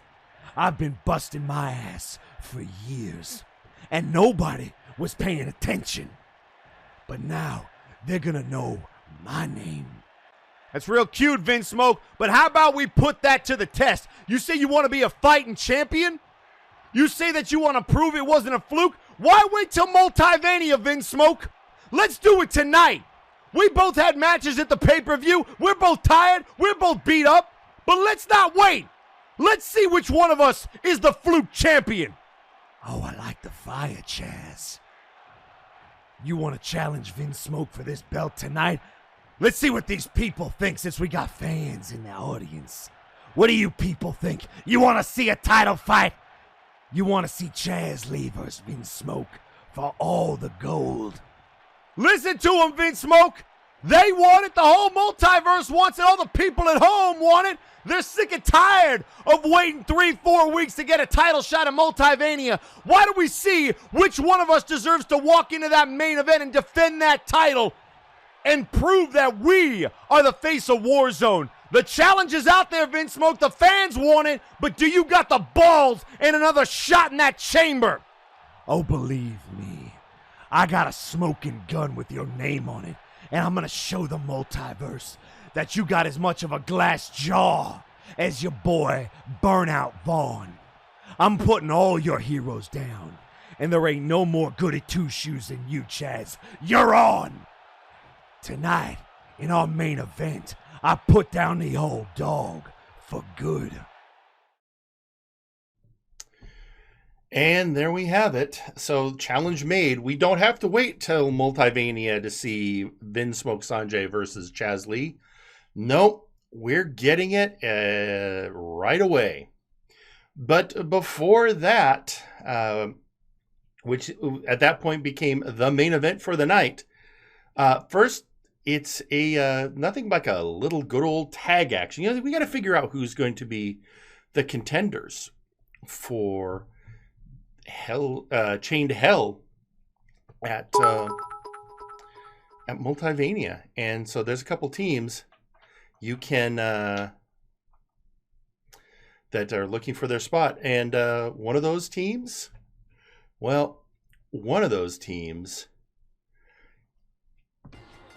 is the Absolute Units. Coming down to the ring to take on the All Logs. So you have, and you already have a championship around the waist of the Sasquatch Wing being the Battleground champion. And of course, we had a recent Raphael Sampson opportunity to almost become the Nexus Titan champion, going up against the former tag champions in the Absolute Units. So, yeah, two teams that are more than deserving to get a tag title shot. Absolute Units regaining it, and O-Lods have been in the conversation for as long as I can remember to achieve a tag team title opportunity at least once. Oh, they're one of the longest standing tag teams in MNW. Definitely people would like to see them get a crack at those belts.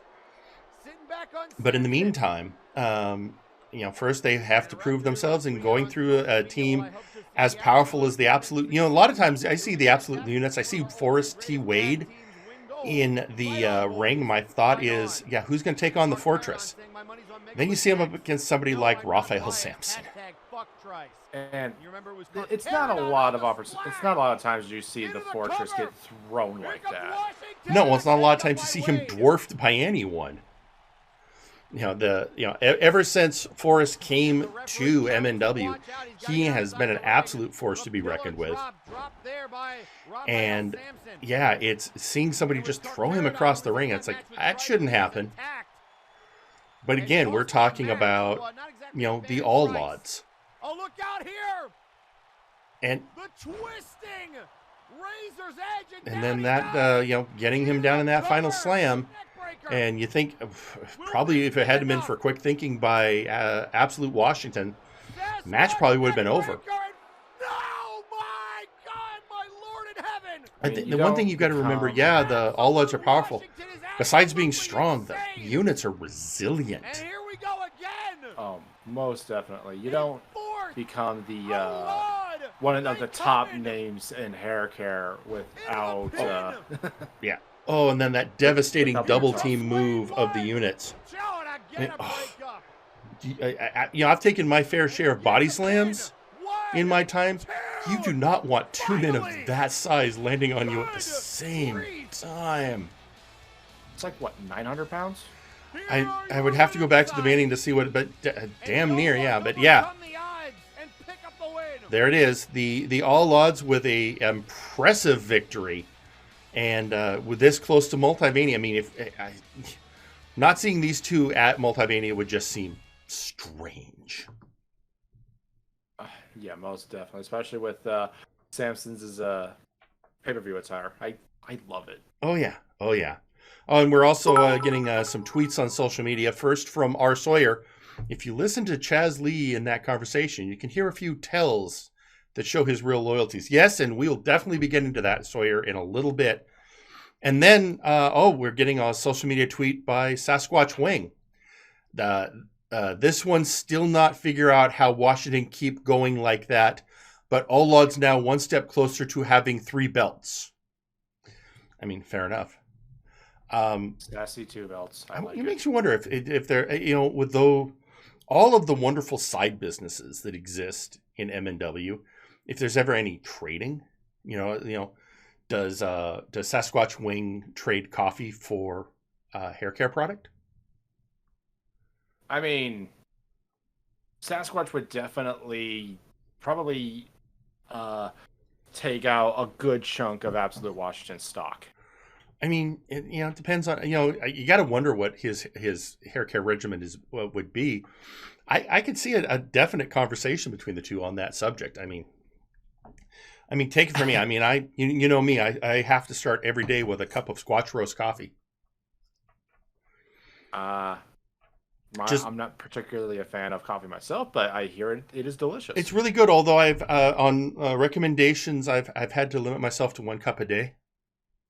Is it like, does it make you that hyper, or like kind of and the blood rage you up that much? You got to remember the secret, whatever Squatch secret is. He somehow gets, each one of his beans has the equivalent caffeine of 10. Oh. And so a single cup of Scotch roast coffee is the equivalent of 10 cups of regular coffee. So it can keep you going for quite a while. That's all I'm saying. So you only need a espresso shot in the morning, huh? Oh yeah, that'd probably be. I should start doing that instead. Yeah. Instead of filling up your entire thermos. That might help. Yeah. I mean, I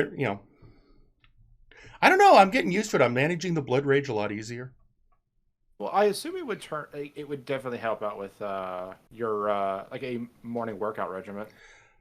Yes. Absolutely. Anyway, we should get on with the show.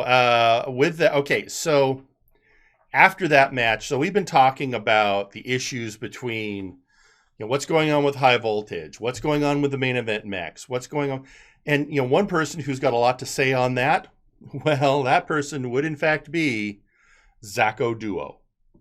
So I don't know what the issue is with Papusa Monkey. I don't know, or Papusa PI, or just Papusa, or whatever the hell you call yourself, but you suck at your job. So guess what? Meme is going to do your job. We're going to run through this damn roster for the rest of the night until I get the answers I'm looking for. Number 1, I want to know who attacked me. Not once, but twice. And again, it's getting old. Again, I don't mind if you want to come out here because you're a coward and help out your buddy, but at least own up to it. I thought Semjax was the dude, but apparently it's not. So, oh good, now you show up. Calm down, Zacho, you're a damn loose cannon, all right? I've had enough of this. Let's analyze what happened to you at Future Shock. The guy that attacked you, did you notice anything weird about his arm? Because I'll tell you what, after looking over the footage, I noticed something weird about the original guy who attacked you and Jake. No, I didn't notice anything weird about his arm. It was an arm, you idiot. What are you even talking about, you sycophantic parasite? Siri, that's what you came out here to reveal? That you found something about his arm? Get out of here. Seriously, I'm just going to beat up the whole roster. That's what I'm going to do. Well, first of all, you're not going to beat up the roster, but I'll get to that in a second. If you'd slow your roll and check yourself for a minute, the guy who attacked you at Future Shock isn't the same guy that's been attacking you this entire time, because that man had a robot arm. Which, by the way, Zacho, pretty sure you have a robot arm. Are you what? Seriously? Who writes this crap? Are you kidding me right now? What do you think, I attacked myself? Did I ask Sawyer to beat me up so I could do this convoluted plot to then screw myself over again out of the world title? What are you doing? No, what I'm doing is solving this crime. Because again, I conferred with the Omni Geek, and it turns out he had a similar problem to this. The guy that attacked you at Future Shock, go figure, it was Theron Eldrazi, a hired merc.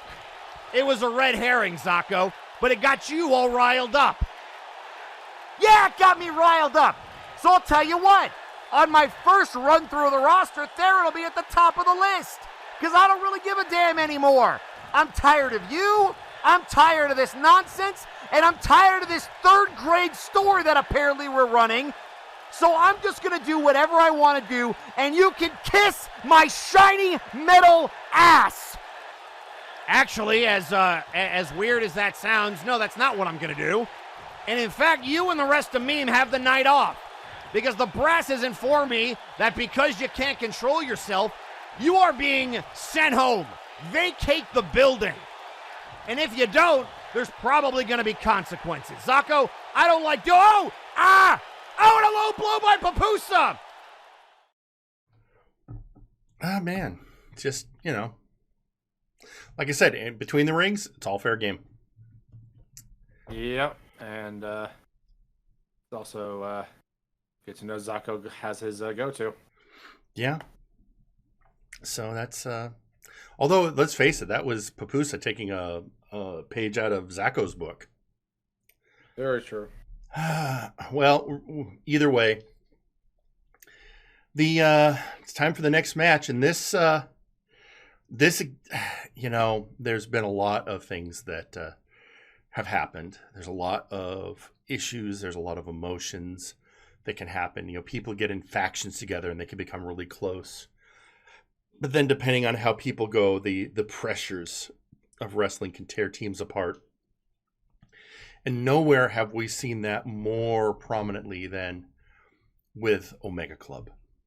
And thus, the next match, which featured the former leader of Omega Club, D4C Trice, against somebody who was like a little brother to him at one time, the henshin hero of Warzone, Mega Blitz X. Right out of the gate going after Trice.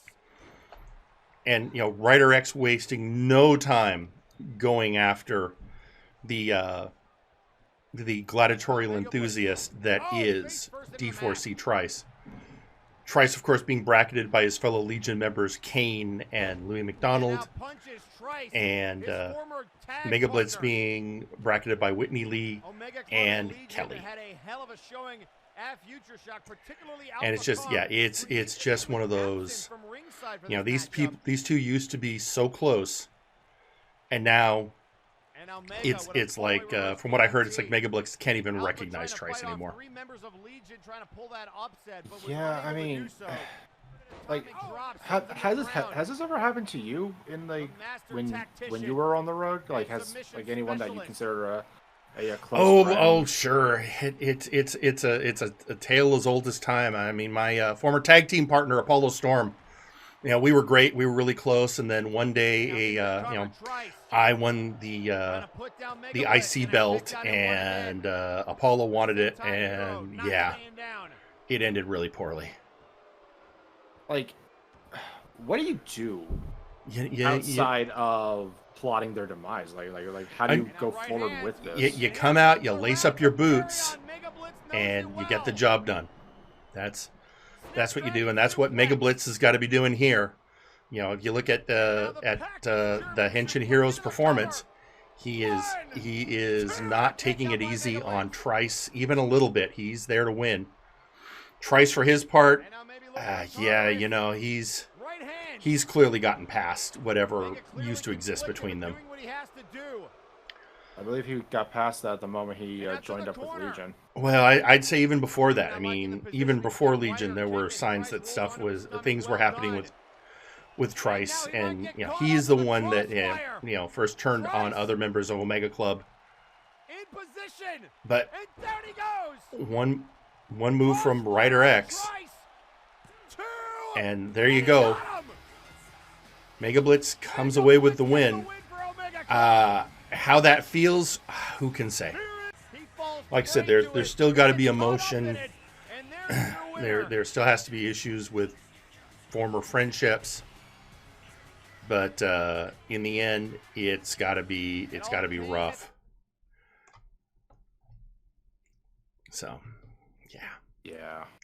I just, you know, like I said, it's never fun. You know, it can hurt, especially if you feel like you were really close with someone. But you do what you got to do. You get into the ring, and you get the job done. But with that said, let's move on. Let's go ahead and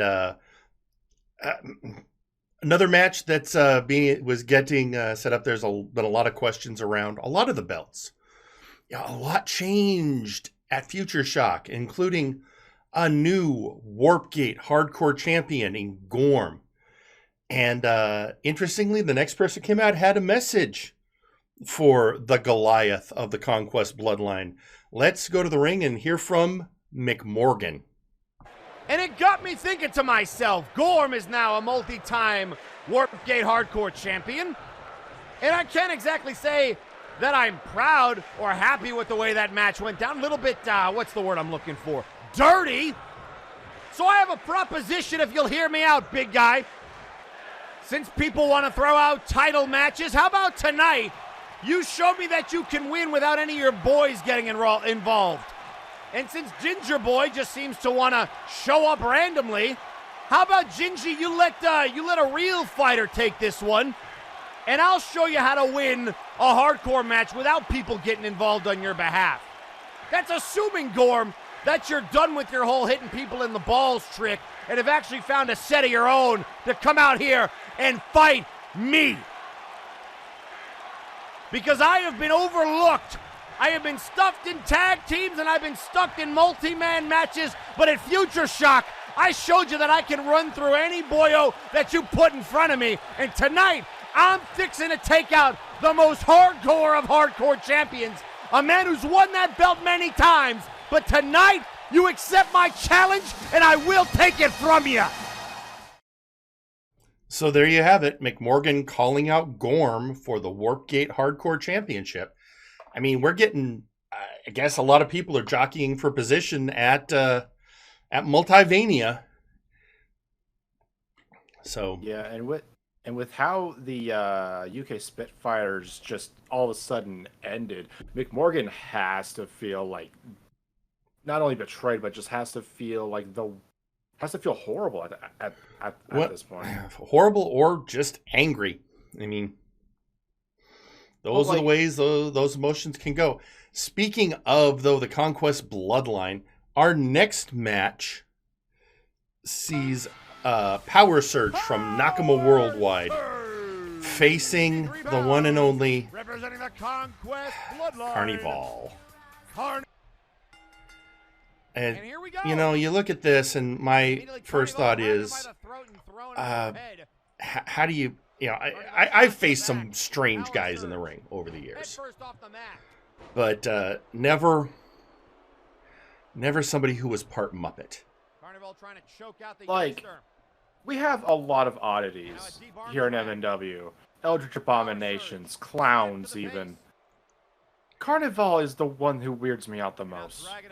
I mean, yeah, I mean, it absolutely, it's, I don't know, it's just something. I mean, the worst I ever had to deal with in my day, the only strange person we had back in my day was there was a Golem on the roster. He was like he was like our world champion for about a year. Oh, nice. But a Muppet? Yeah, no, I never had to face a Muppet before. I'm going to restate what I said last week. I don't care how many times the brass asked me to talk to him. I don't want. You know how that goes. Gonna have to. Yeah, you may have to do it one of these days. I hear it'd be like a three-way conversation from what I understand, but that's not for me to say. In the meantime, we got Power Surge bringing it to Carney. Possibly telling him that the Hot Clown Hotline sucks. Right hand. Up on the shoulder. My understanding is that's where the vaudevillains work now.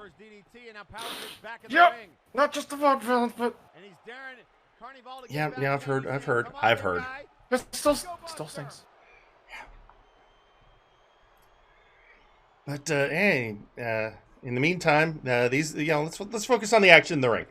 And we can talk about how weird Carnival is, how unsettling Carnival is, but let's not forget he is a very effective in-ring competitor. There is no denying that. And apparently a quite the talented dancer. And down goes Power Surge.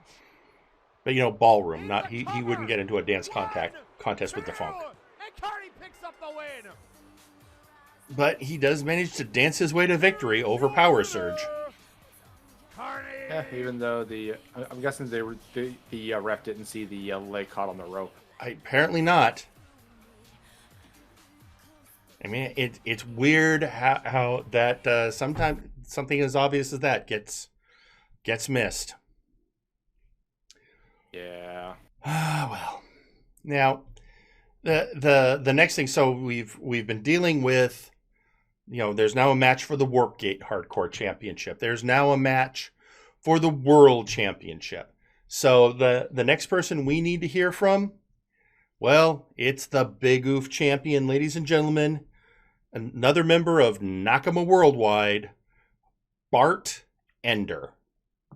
I cannot tell you what an honor it has been to team with people like Glycerius and Lucha on the Rocks as a tag team. To be the first ever Trios champions. That is an honor that can never be taken away from me, and you can never take away that a Future Shock, Bart Ender, upset Mega Blitz in a classic for the Big Oof Championship after years of trying and failing. So I'll tell you what, I don't want people to have to wait as long as I did. So tonight I have asked the brass to do me a favor. I have asked them to put a match together, a six-man showcase, if you will, of the greatest cruiserweights that we have, new and old. Because I want everybody to get their opportunity to shine. At Multivania, I am going to need a challenger for this Big Oof Championship around my waist. And so I want all of you to see the amount of talent that we have in this company. And then I want the brass to figure out who will be the best to challenge Bart Ender, whether it be 1, 2, 3, 4, 5, however many. Because this championship, Mega Blitz has brought prestige to this championship. Maximilian Thunderthighs brought prestige to this championship. And Bart Ender will bring prestige to this championship by continuing its lineage of fighting champions. There will be no hiding, and there will be no ducking. If you are good enough, step up. But realize that if you do, it may be time for your last call. And so there's another match we're going to get tonight. A six-man showcase match because Bart Ender is looking for an opponent at Multivania.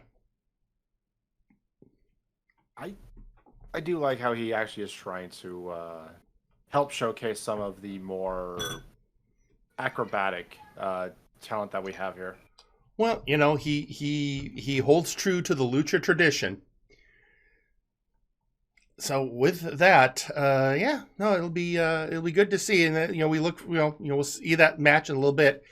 And just so everyone knows, that match is being considered a showcase match, and thus will count for the Warzone showcase record. But before we get there, we should. Oh, wait a minute! I'm getting told there's another tweet out from. Oh, it's Kath Gina again. Let's see, Jerry. A lot of clowns work at the hotline, and you don't tell them they aren't good at their side job. They get violent over it. I used to work with a clown. Kath Gina, you don't have to tell me about their getting. My first co-host on this show was a clown. It was a very uncomfortable time in the booth. Anyway, let's see. Mr. Boodums once put someone up through several floors, 5 floors up. And yes, Jerry, I said up, not down. Yeah, less we speak about the hotline, the better. I know it exists. I've never called it. I never wanna. All right. Well, anyway, our next match features the Toxic Wastelanders. The main man and Gorewheel facing off against the Outlaws. And we know that the person who attacked Zacho Duo at Future Shock, costing him his match and his opportunity, was Theron Eldrazi. And we also know that it was CJR Killer who was hired to rob the house of DeLuna 13's family and steal his father's mask. and that CJR Killer is the person who ran over the Punk Master ghosts. So yeah, the out. You know what? We talk a lot of crap over on the Flashbang side about Jack the Questionable and how he he's for hire. But I don't know that Jack has ever done as dirty a jobs as the Outlaws have. Oh, that he will admit to. Well, that's ever become public. Let's put it that way. Whereas the Outlaws, well, let's remember, these are two guys that when they won the tag championship, the first thing they tried to do is see if they could pawn them. Shot to the and moved out of the way. Yeah, that was I was in the back when that promo was played, and that felt very disrespectful. Yeah, and they were informed that would be an immediate, complete suspension, and so that didn't happen. But yeah, the meanwhile taking on the Wastelanders, which, let's face it, the Wastelanders are two of the toughest competitors on the Warzone roster. They are, the Revenant is a veteran who has gained new life since he got freed from the shackles of the Faces of Fear and could let the main man fly. And then Gorewheel, who has very quickly, in just over a year, made himself a mainstay on the roster, a force to be reckoned with, and as I said, some of the best legal representation you can hire in the multiverse. I mean, let's also mention. I mean, Revenant is a multiple-time Nexus Titan champion. This is true. He has held that belt multiple occasions. He is a multi-time champion, and most people agree that during the Festival of Fear, when they had the Faces of Fear had to drop members, that they should have dropped Lucius Constantine and kept the Revenant. But unfortunately, Lucius was the one making the decisions. And really getting away from the Faces of Fear is the best thing that ever happened to the Atomic Adonis. I mean, he seems to have. I mean, he's obviously up since then, and teaming up with Gorewheel. I mean, they're just bringing up the better version. They have now. Here you see Theron Eldrazi grabs a pair of brass knucks and just clocks Gorewheel. Unfortunately, Theron, not being the brightest bulb, did it right in front. The ref literally watched him put the knucks on. He acted like he was hiding it. He was hiding it from Gorewheel. Unfortunately, he didn't notice he was facing directly the ref, and thus, got disqualified. The Outlaws lose that match, and I'm getting a note from Phyllis. Hang on a second. Yeah, all right, hang on. I'm hearing from Phyllis that she's saying I should pick up the phone right now. All right. Hello, caller. You're on Firing Line. Hello. Is this thing on? Gorewheel. Yes. No, you're on Firing Line. Perfect. Tell me, Jerry, you're live, right? Yeah, every week, live on the air. And everyone's hearing? Everyone, the entire multiverse. We have some decent numbers, and this goes out to all corners of the multiverse. Anywhere you can watch MNW, you hear Firing Line. Perfect. Tell you what, you're about to get a first-hand scoop, because this is a public service announcement. All right. I want to take a little bit of time to make a shout out here. I want to shout out one rat-tailed, dirty Sanchez looking Theron Eldrazi. There are many, many things I don't care about. Cowardice, bad haircuts, and somebody who thinks they're better when they're nothing. So, Theron, I want you to know something right now. You best hope to God, you best hope to Raphael Sampson, that bot, Zacko Duo, gets his hands on you before I do. Because if I get my hands on you, they won't be able to find enough of you to bury inside of a matchbox, let alone a coffin. And your brother, I'll give him just the same fate. And ladies and gentlemen, that was Gorewheel of the Toxic Wastelanders. Did he legitimately say Dirty Sanchez? He did. He did. Yeah, he that's, yeah, oof, yeah. He's mad. Yeah. Like, we've seen him upset. Yeah. Like, Sparky Cheeks beat me. Blah, blah, blah, blah. No, this is legitimately pissed off, and I don't want to be on the other end of whatever he's bringing. No, that was I can think of a lot of things that are bad. Just objectively bad, and being on the wrong side of either of the Wastelanders. I mean, let's remember that one of the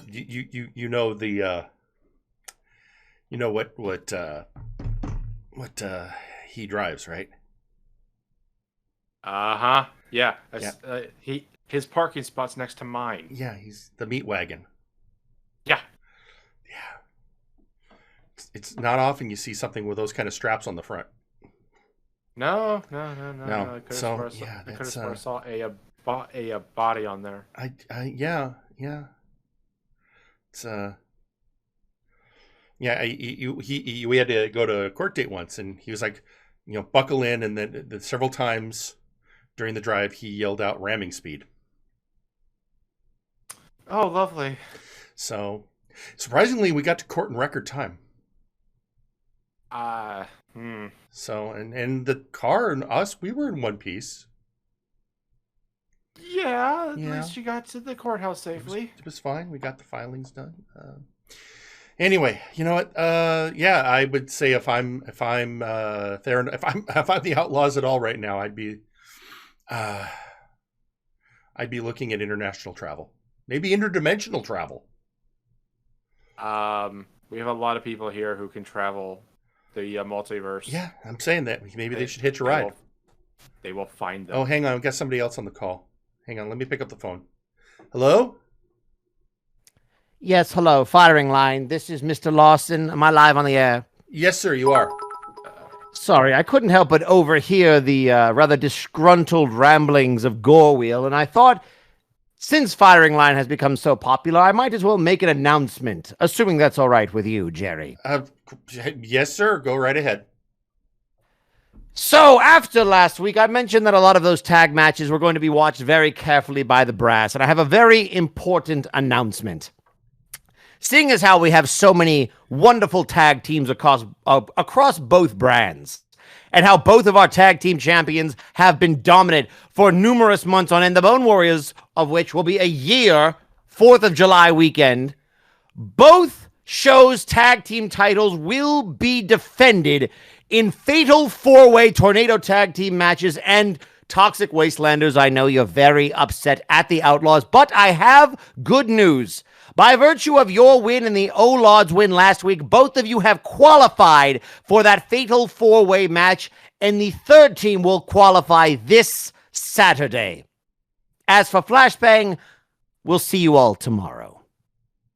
Oh, well, there you heard it here first, ladies and gentlemen. Mr. Lawson, the representative of the brass, has officially announced we are going to have 2 fatal 4-way tag matches to determine the 2 tag titles of MNW. And we now know that for Warzone, the All Odds and the Toxic Wastelanders have qualified and will face off against Chained Hell at Multivania, with the 4th team to be named this Saturday. And I have a suspicion that right now you have the Wastelanders hoping that it's going to be the Outlaws for an added opportunity. Oh, actually, and speaking of which, we just got a social media post from Gorewheel saying, "Thank you, Mr. Lawson, and bring a shovel. There's going to be a burial." Well, there we go. You never know. I mean, things happened really fast here on Firing Line. All right. I mean, yeah. I will make mention. I highly doubt that the Outlaws are going to be getting a shot, most because they haven't really warranted a title shot. They haven't really done much outside of, well, getting paid to do horrible things. Well, true, but, and just bear with me here. I've been paying, I've been covering this for a long time, and I've noticed one thing. At times, Mr. Lawson has a wicked sense of irony. That is fair. So, never say never. He could, because you know what, Mr. Lawson, he understands the business, and you know what he knows? He understands that sometimes you do stuff because it brings in the ratings. That is fair. So, and what else would bring in what better to bring in the ratings than a ritual sacrifice? Yeah. So just, Revenant is going to just absolutely destroy. And I promise you, Gorewheel is sharpening his shovel. His shovel, his axe, the sword that he keeps in the freaking glove compartment. Interestingly enough, his hair. I'm not surprised, actually, for some weird reason. Yeah. Anyway, with that, okay, this is rough. This was hinted at earlier because they also bought airtime here. Ladies and gentlemen, we now go to the ring and hear from Mr. Old Money in the Bank, the one, the only, Sir Uncle Dunk. Announcement number 1. I have requested a match here tonight. After my win over David Man, I thought to myself, you know what? What's better than putting that man in his place? Not once, but twice! And in doing so, maybe getting an up-close and personal look at two men on my radar. Bart Ender, you talk about opportunities. Well, you are going to have an opportunity tonight to tag with one of the greatest tag competitors in all of MNW history, Sir Uncle Dunk, as we go 2-on-2 with Daverman and the Nexus Titan champion, Fear Strikes. I want to see what one of my future titles looks like around your waist, up close and personal. Announcement number 2. I have been looking to make an investment here in MNW, and I have been criticized for not using my money for good. So I have decided to make a very generous donation, and by donation I mean purchase, of a struggling children's hospital, if you catch my drift. One that, you all know very well. I feel like everybody deserves an opportunity to grow up inspired by Sir Uncle Dunk, and perhaps they will rename the one of the wards after me. Perhaps they'll rename the hospital St. Uncle Dunks. But yes, with this investment, I will move forward to eventually capture one of the titles I desire and give those children a role model they can actually be proud of.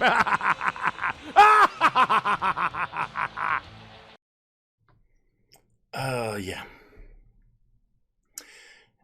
Yeah, and apparently that renaming, if that ad we got earlier tonight is anything to go by. Hey, I'm getting a note from Phyllis. We got somebody on the phone. Hang on. Hello, caller. You're on Firing Line. Hello there, everybody. How you doing? Oh, ladies and gentlemen, it's Maximilian Thunder Thighs. Oh, thank you.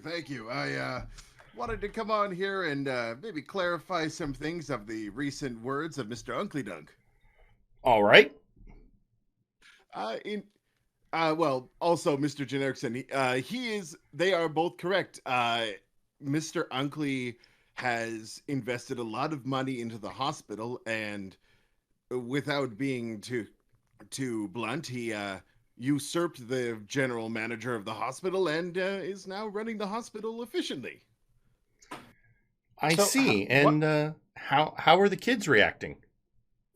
I mean, they're ecstatic. I mean, all the kids that are currently in the hospital, there were some odd choice for budget cuts and some odd purchases recently. A lot of boxes have been moving in, but everything got extremely clean. Like we're a hospital and we keep everything pretty clean, but my goodness, Mr. Unkley hired in some professional cleaners and gave the whole place a one over. He even cleaned a whole child off. It was amazing. Like he cleaned the child off himself, or like he had somebody do it for him. But I mean, the child was pretty much pristine, and they put him in a whole suit and everything. I see. And so, Max, how are you adjusting to these changes at the hospital? Well, I'll be honest with you. A lot of my work has been changed around a little bit. I'm seeing a lot less clients and more dealing with the amount of changes in the hospital. I'm having to fix on different little gold platings onto things, and we've been missing a few beds, and so I've had to try and go get those. And honestly, I'm nervous, but I'm excited for the opportunity for our new manager. He likes to call himself Saint Unkley. To make the place a better for everybody, especially those kids who need it. I see. That's a surprisingly positive attitude, Max. I'm glad to hear it. I was really worried that things would take a turn for the worse. You know, I did too with all the imports and the exotic animals that he was trying to bring, but he does keep them in a safe environment, and there are cages up. The biggest thing is that nobody's currently gotten hurt, and everybody seems to be managing their job well. In fact, I'm going to be going for a meeting tomorrow with Mr. Unkley. Really? Yes, he wanted to discuss with some sort of important job that I'm going to be having. He just said it was a great opportunity for one such as myself. I see. All right. Well, that sounds intriguing. I'll be honest here. The last couple of weeks have been a bit rough on myself, and I've been hard on myself, and I wanted to really turn it around and, just sitting down and getting back to work. I didn't have to wrestle last week, so I got a chance to actually be watching the show from the. All right.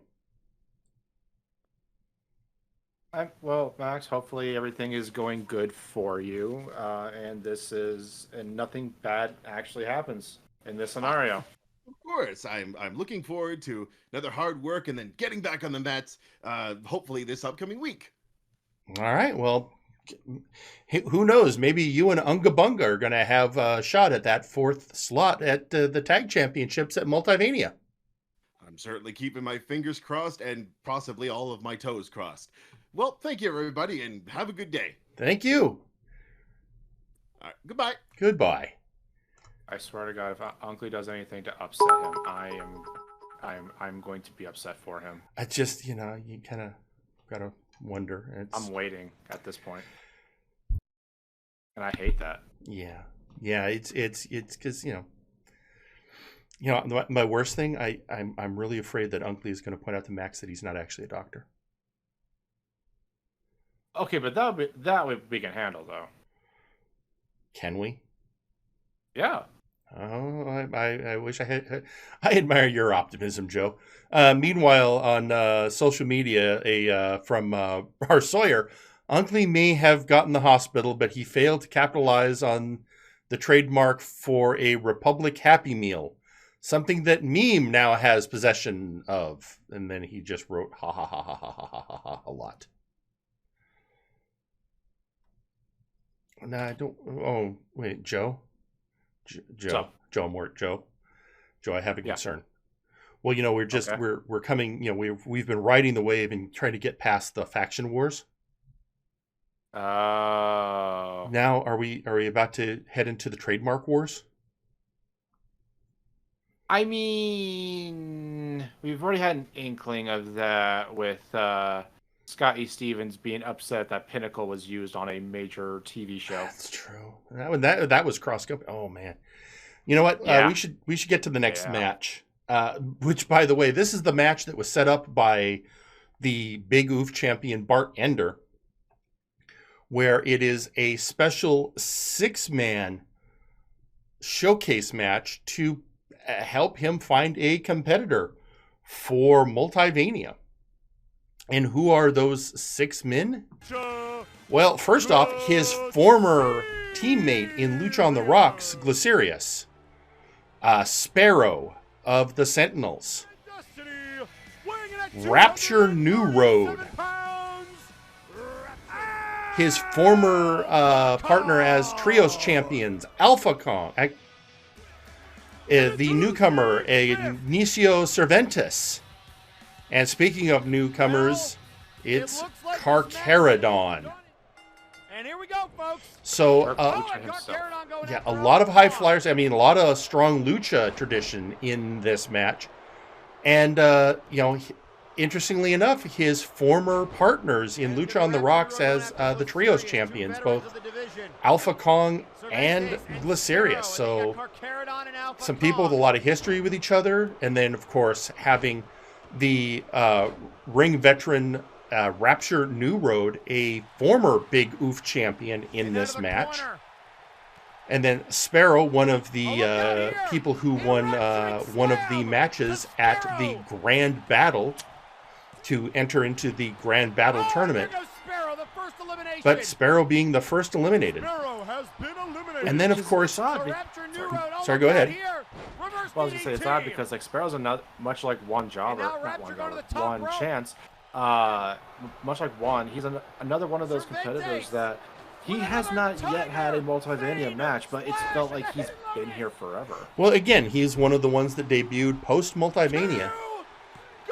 And then Alpha Kong eliminating the Tiefling, and then immediately going and eliminating his former Trios champion partner, Glycerius. I think that is the fastest eliminations by the same person we've ever seen in any showcase.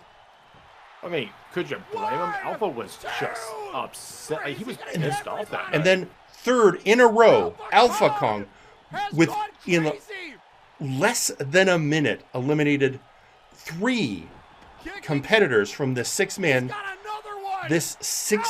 showcase match, and then gets, and he had one previously.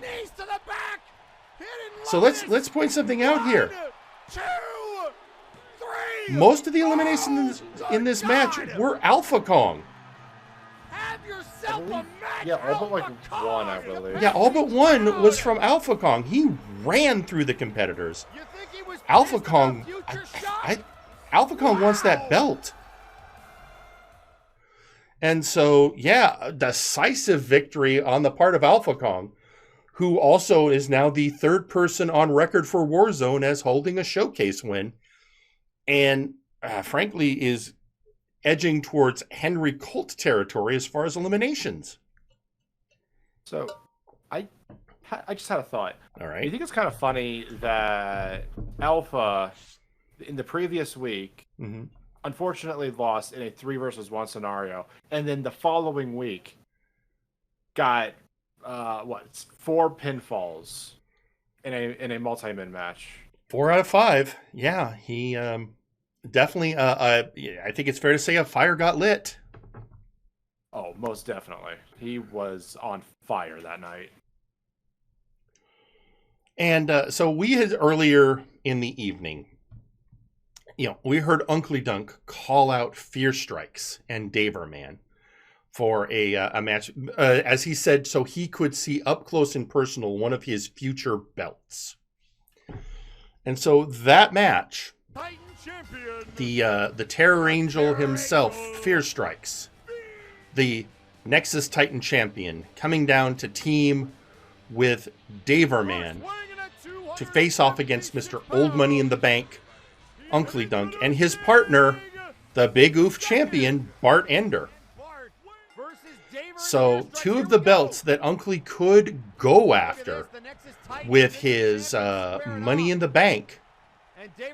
And they're both in this match, one against him, one with him. Yeah, and some actually were speculating that he was going to cash in after the match was over. I mean, that absolutely, I could see that as a fear. And but on the other hand, generally you're going to do that. You're not going to do that on a match you're in. The best strategy for a Money in the Bank cash in is you're coming in fresh, while the person you're going after has just had a grueling match. We saw that. I mean, we've seen that. We saw that with Jake at Multivania last year, cashing in on Hat Smoke after his grueling match against Nice Ice. And then we saw that as recently as the last breakdown when the Citric King cashed in on Earl King Wes after his brutal match against the Death himself, Helix Sucks. So it's a time-honored tradition of waiting, unless you're cashing in ahead of time, like Sir McCheese did when he took on the MVP for the World Heavyweight Championship. Those are usually, but usually you don't see somebody in a match like Unkley and then cash in. But on the other hand, this is a great scouting mission. Most definitely. You know, it's a great chance to get up close and personal and get an assessment of who you are going to be potentially going after. And then Dave Man's just good flavor for it because Unkley has his own issues with the hero of MNW, which maybe plays against his plan because, as we notice here, Daverman is focusing very heavily on Uncle Dunk, leaving Fear Strikes to deal with Bart Ender. And thus, in fact, does the Nexus Titan champion score a pinfall over the Big Oof champion. And but still, that that briefcase of Unkley Dunks, it looms over the middle titles.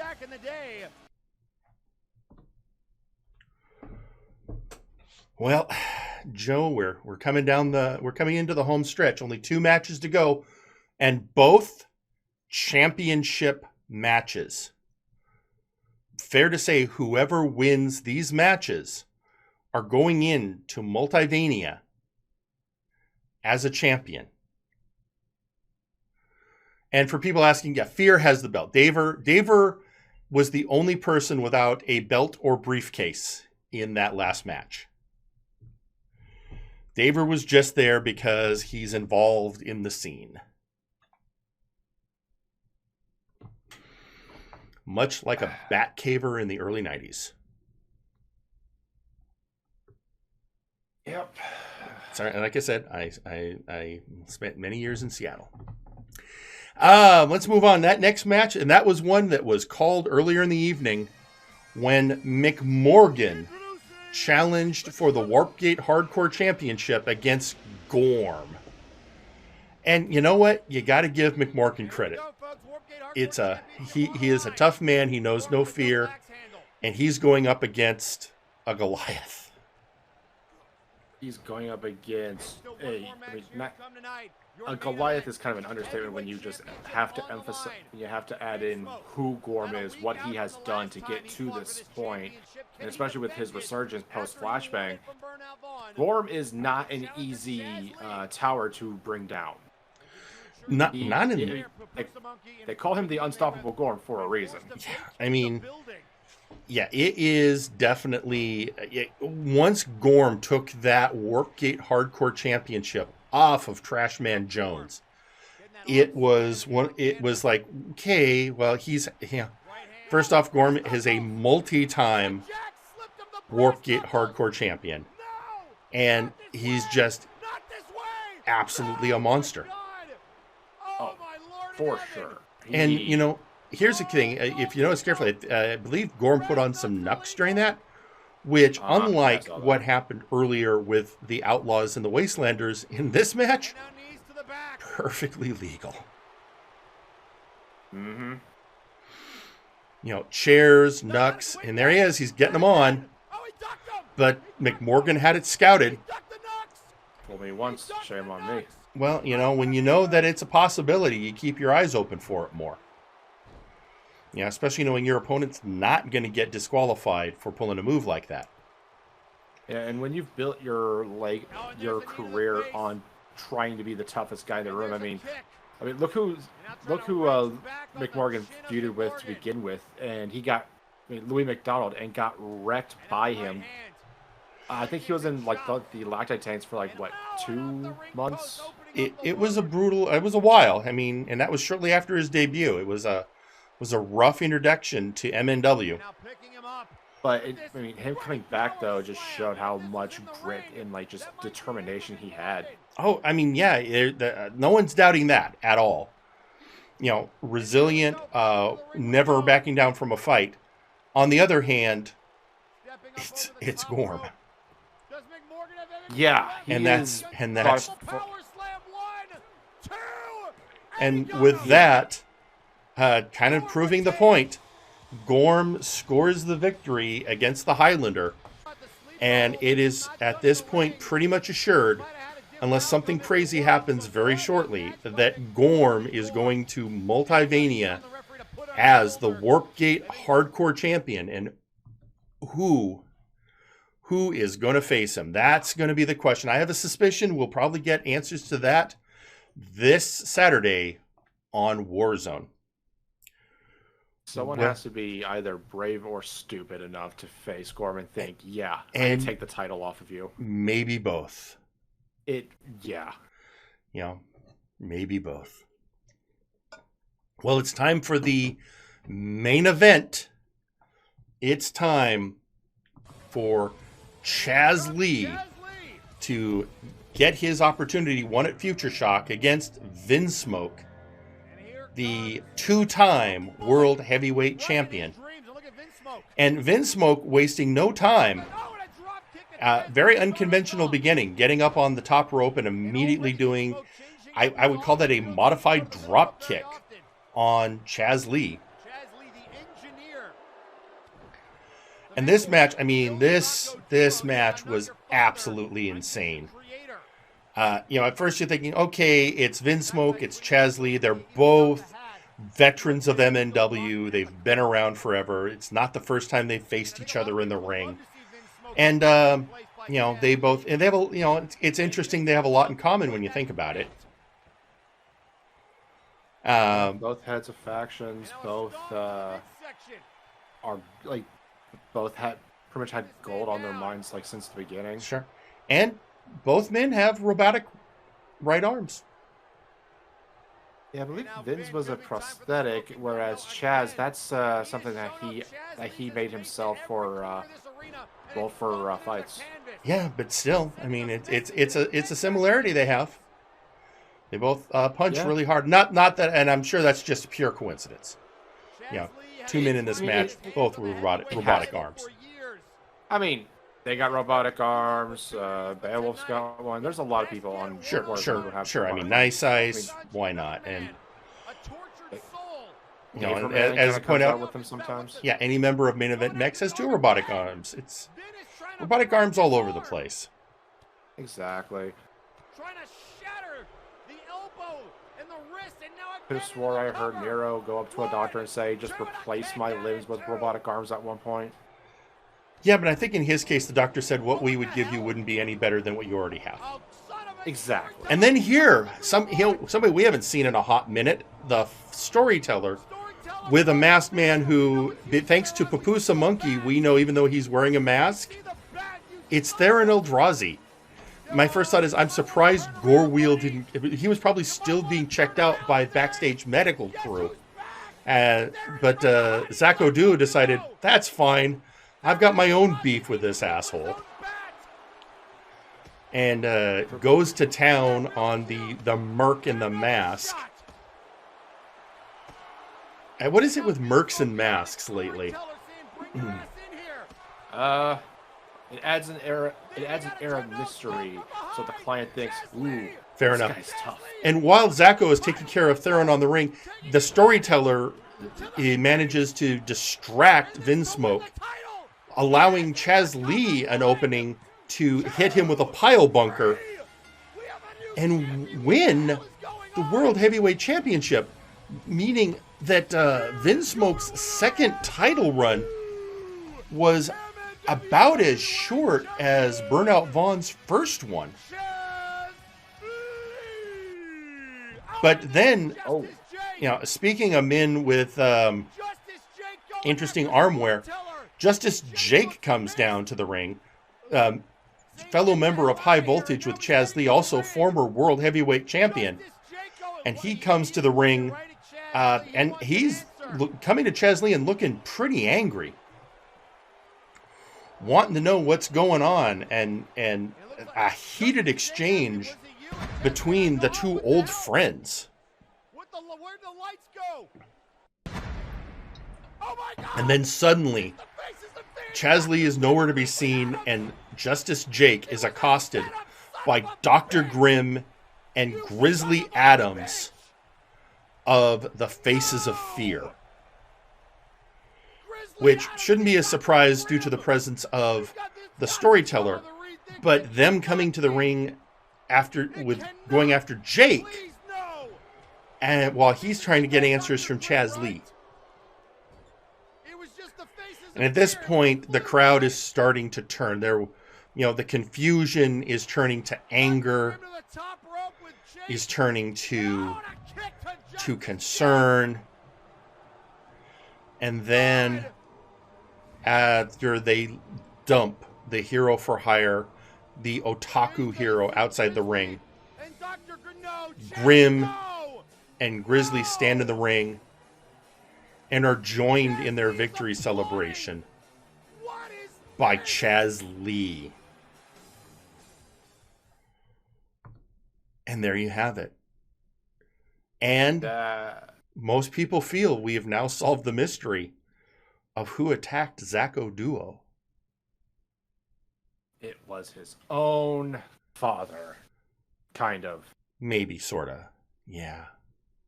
Multiverse theory's a bitch. It really is. And, he fits the profile. He's the right size. He's about the right size and shape, and has that robotic arm. Yeah, it's like these guys crawled out of a murder cave and decided to go and take on the multiverse. Man. Yeah, it's rough. But, Joe, we're almost at the end, but there's one thing we have to do. And it is the Warzone Moment of the Week. And, in general, we make our choices based on one. Oh, actually, I'm being told before we go there, we have somebody on the phone who wants to speak.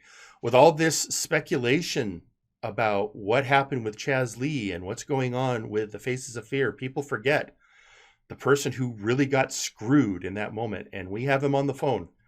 Ladies and gentlemen, the now former heavyweight champion, Vin Smoke Sanji. Evening. Vin, what can I say? I mean, words seem inadequate after what happened. How are you doing there? Infuriated. I can imagine. You were there. You were in the midst of it. Did you have any clue what was going on? Not a damn clue. So, Vin, we don't have a lot of time because we're getting near the end of the show, but real quick, where are you at? What are you planning? Chaz Lee is a dead man walking. Fair enough, Vin Smoke. Fair enough. Well, Vin, like I said, we don't have a lot of time. Is there any parting words you have before we need to move on? I will get my title back. Believe that. All right. Thank you very much, Vin Smoke Sanji. Ladies and gentlemen, before we got somebody else waiting to talk to us, but before we do that, let's go ahead and wrap up Warzone. Let's get to that Warzone Moment of the Week. And, well, all we can say, ladies and gentlemen, is the decision of this moment is usually based on what got the biggest reaction, and I think we all know what that was. Justice Jake going. He is looking right at Chaz Lee. He wants an answer.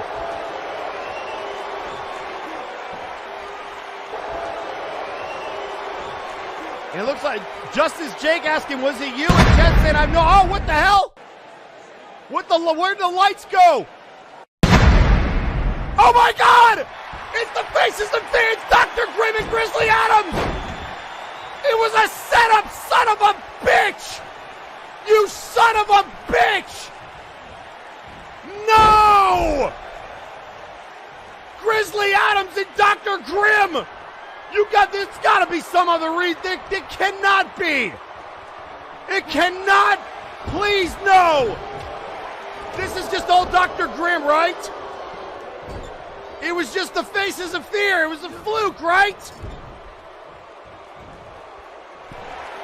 Dr. Grimm to the top rope with Jake. And a kick to Justice Jake. God.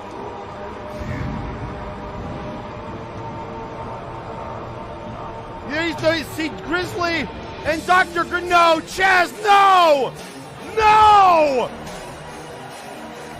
Chaz Lee is applauding. What is this? And there you have it, your Warzone moment of the week. Well, Joe, that was a rough moment, but I think we have the ability to end the night on a high note anyway. Because on the phone right this moment, we have the man who last Friday won the coveted 7th slot in the 8-man showcase match at Multivania. Ladies and gentlemen, a man who proved he was good to his word, the chocolate zombie, Graven. You're damn right I was good at my word. Well, Graven, you made it despite the concerns about your condition. You said you could take anyone on, even on your worst day, and you did it. Including, how did it feel to face Ginger Boy again? It's been a long time. To be honest, I was surprised when they threw Ginger into the mix, and I'm thinking, I'm sure everybody else was just thinking, like, is he back in Flashbang going on here? And ultimately it was a test by the brass, and throwing the first ever champion at me, knowing that original 64-man tournament, being in that Final Four, and especially Ginger Boy being the man who eliminated me from that match, it was certainly just a test to make sure I was ready. And, I beat, I might not have pinned him, but still, I survived Ginger Boy. That's I true. survived Wiley, a former interdimensional champion, the inaugural interdimensional champion. And I survived Mr. APS himself, Mike Davis. I'm going to make this quick because I know you guys don't have a lot of time left. I want to make sure that the Multiverse was watching that match. Especially Lawson, as well as the brass. I did exactly what I told you I would do. I went in there, poisoned, feeling like absolute hell. But even on my worst day, like I said, I can still get the job done, and I did. Those three couldn't stop me. Prinny couldn't stop me before. And I hope Nero is listening to this as well, because Nero and every single man in that match, they won't stop me. And at the end of Multivania Night 1, at the end of that main event, there's only going to be one thing that's going to be heard.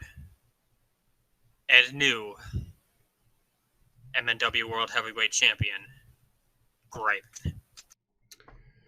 All right. Well, ladies and gentlemen, that has been the Chocolate Zombie Graven. Graven, thank you for stopping by, and good luck in your match at Multivania.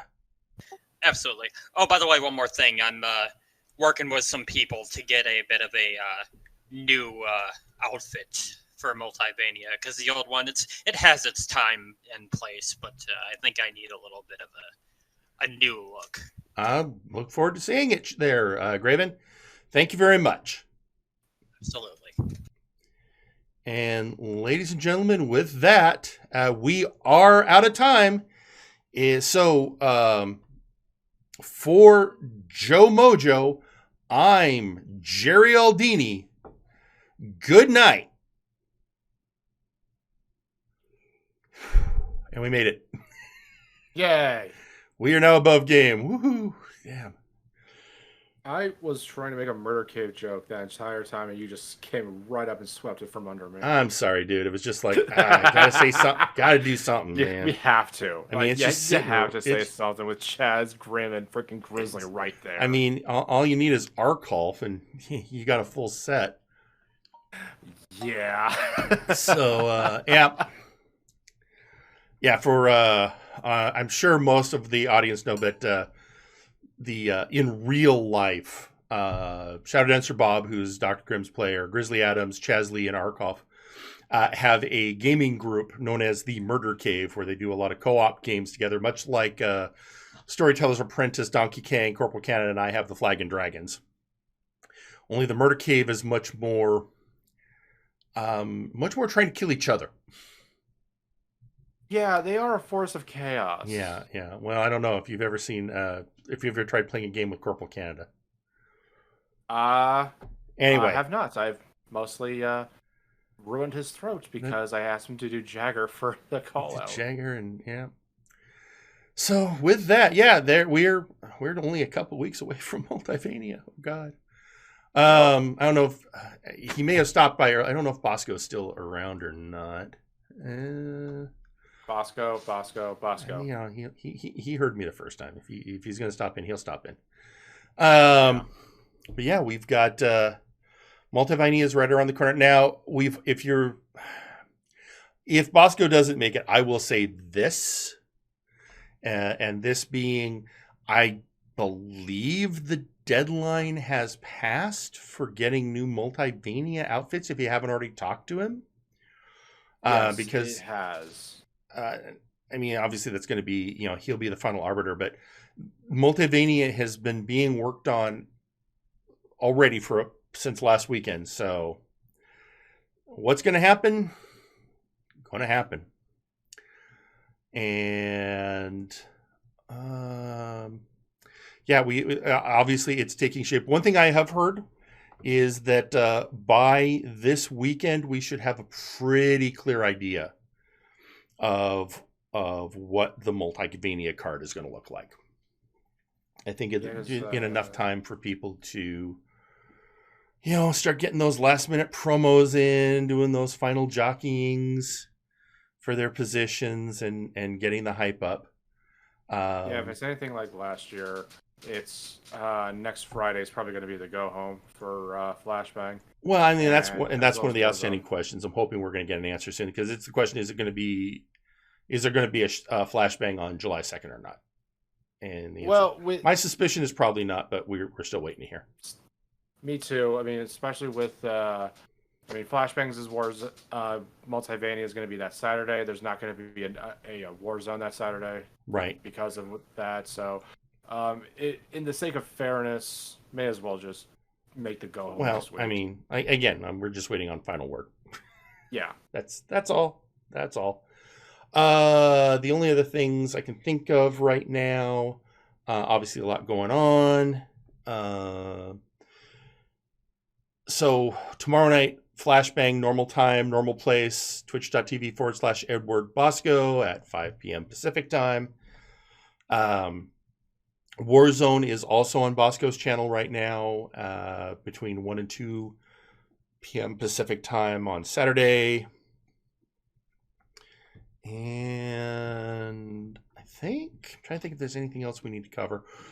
We are planning on the YouTube channel a Multivania pre-show for each day, which will probably be about an hour before the scheduled start time. We'll know a little bit more about what content.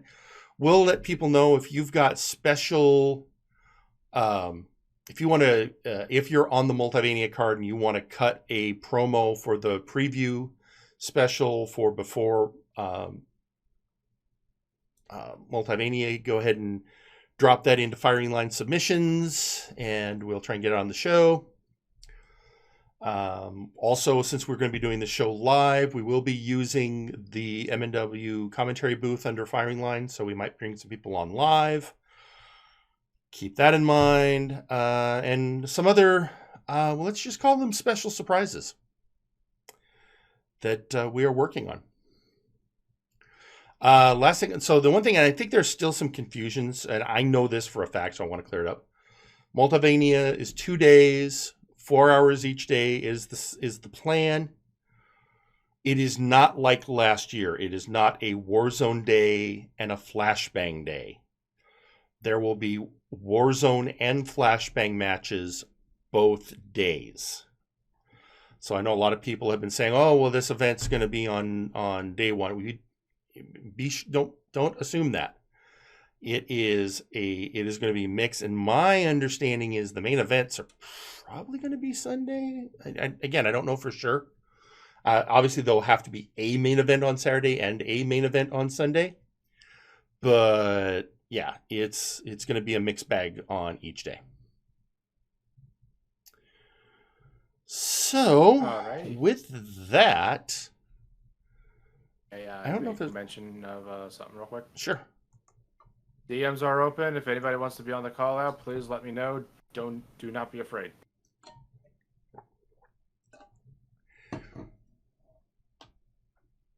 That's all I got. Okay. And with that, yeah, I mean, it's just about time. I mean, this was a slug this week.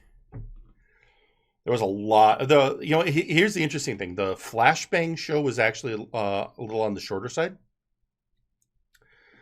But Warzone made up for it.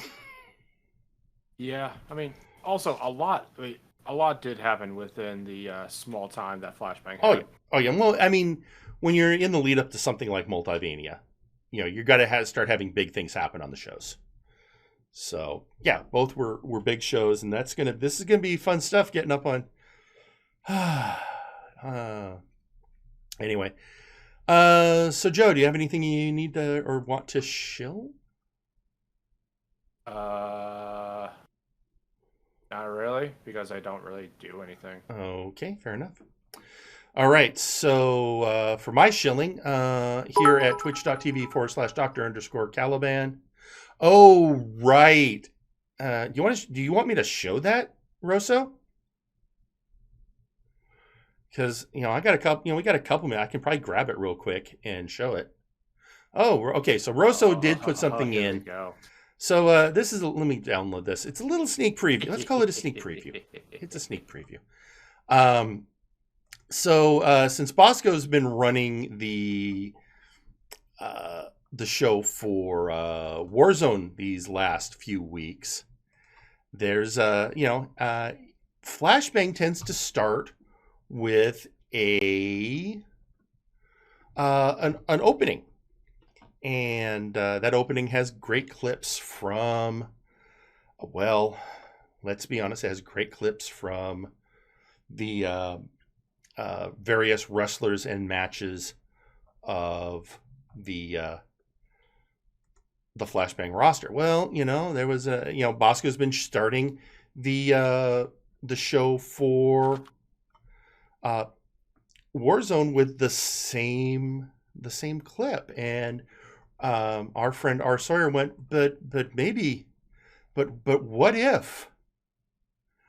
But what if? So hang on, our Sawyer literally just put down his, looked at it and went, "Hold my tea." Yeah, he's like, hang on, hold on, un momento, por favor. So, ladies and gentlemen, this is what Sawyer came up as his submission for a Warzone opening.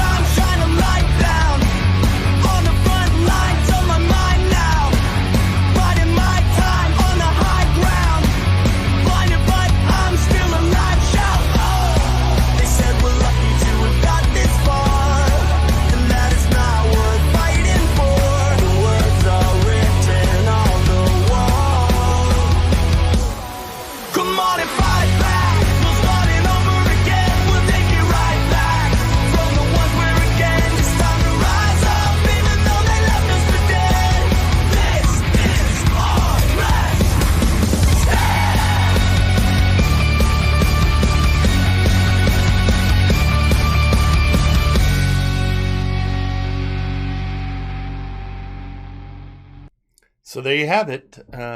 Once again, the work of our friend Rosso, aka R. Sawyer.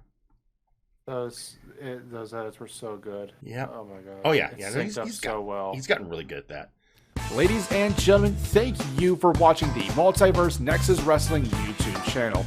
If you like this video, go ahead and drop a like, share the video, subscribe to the channel for more, and ring that bell to get notified whenever we post a new video. This has been Joe, signing out.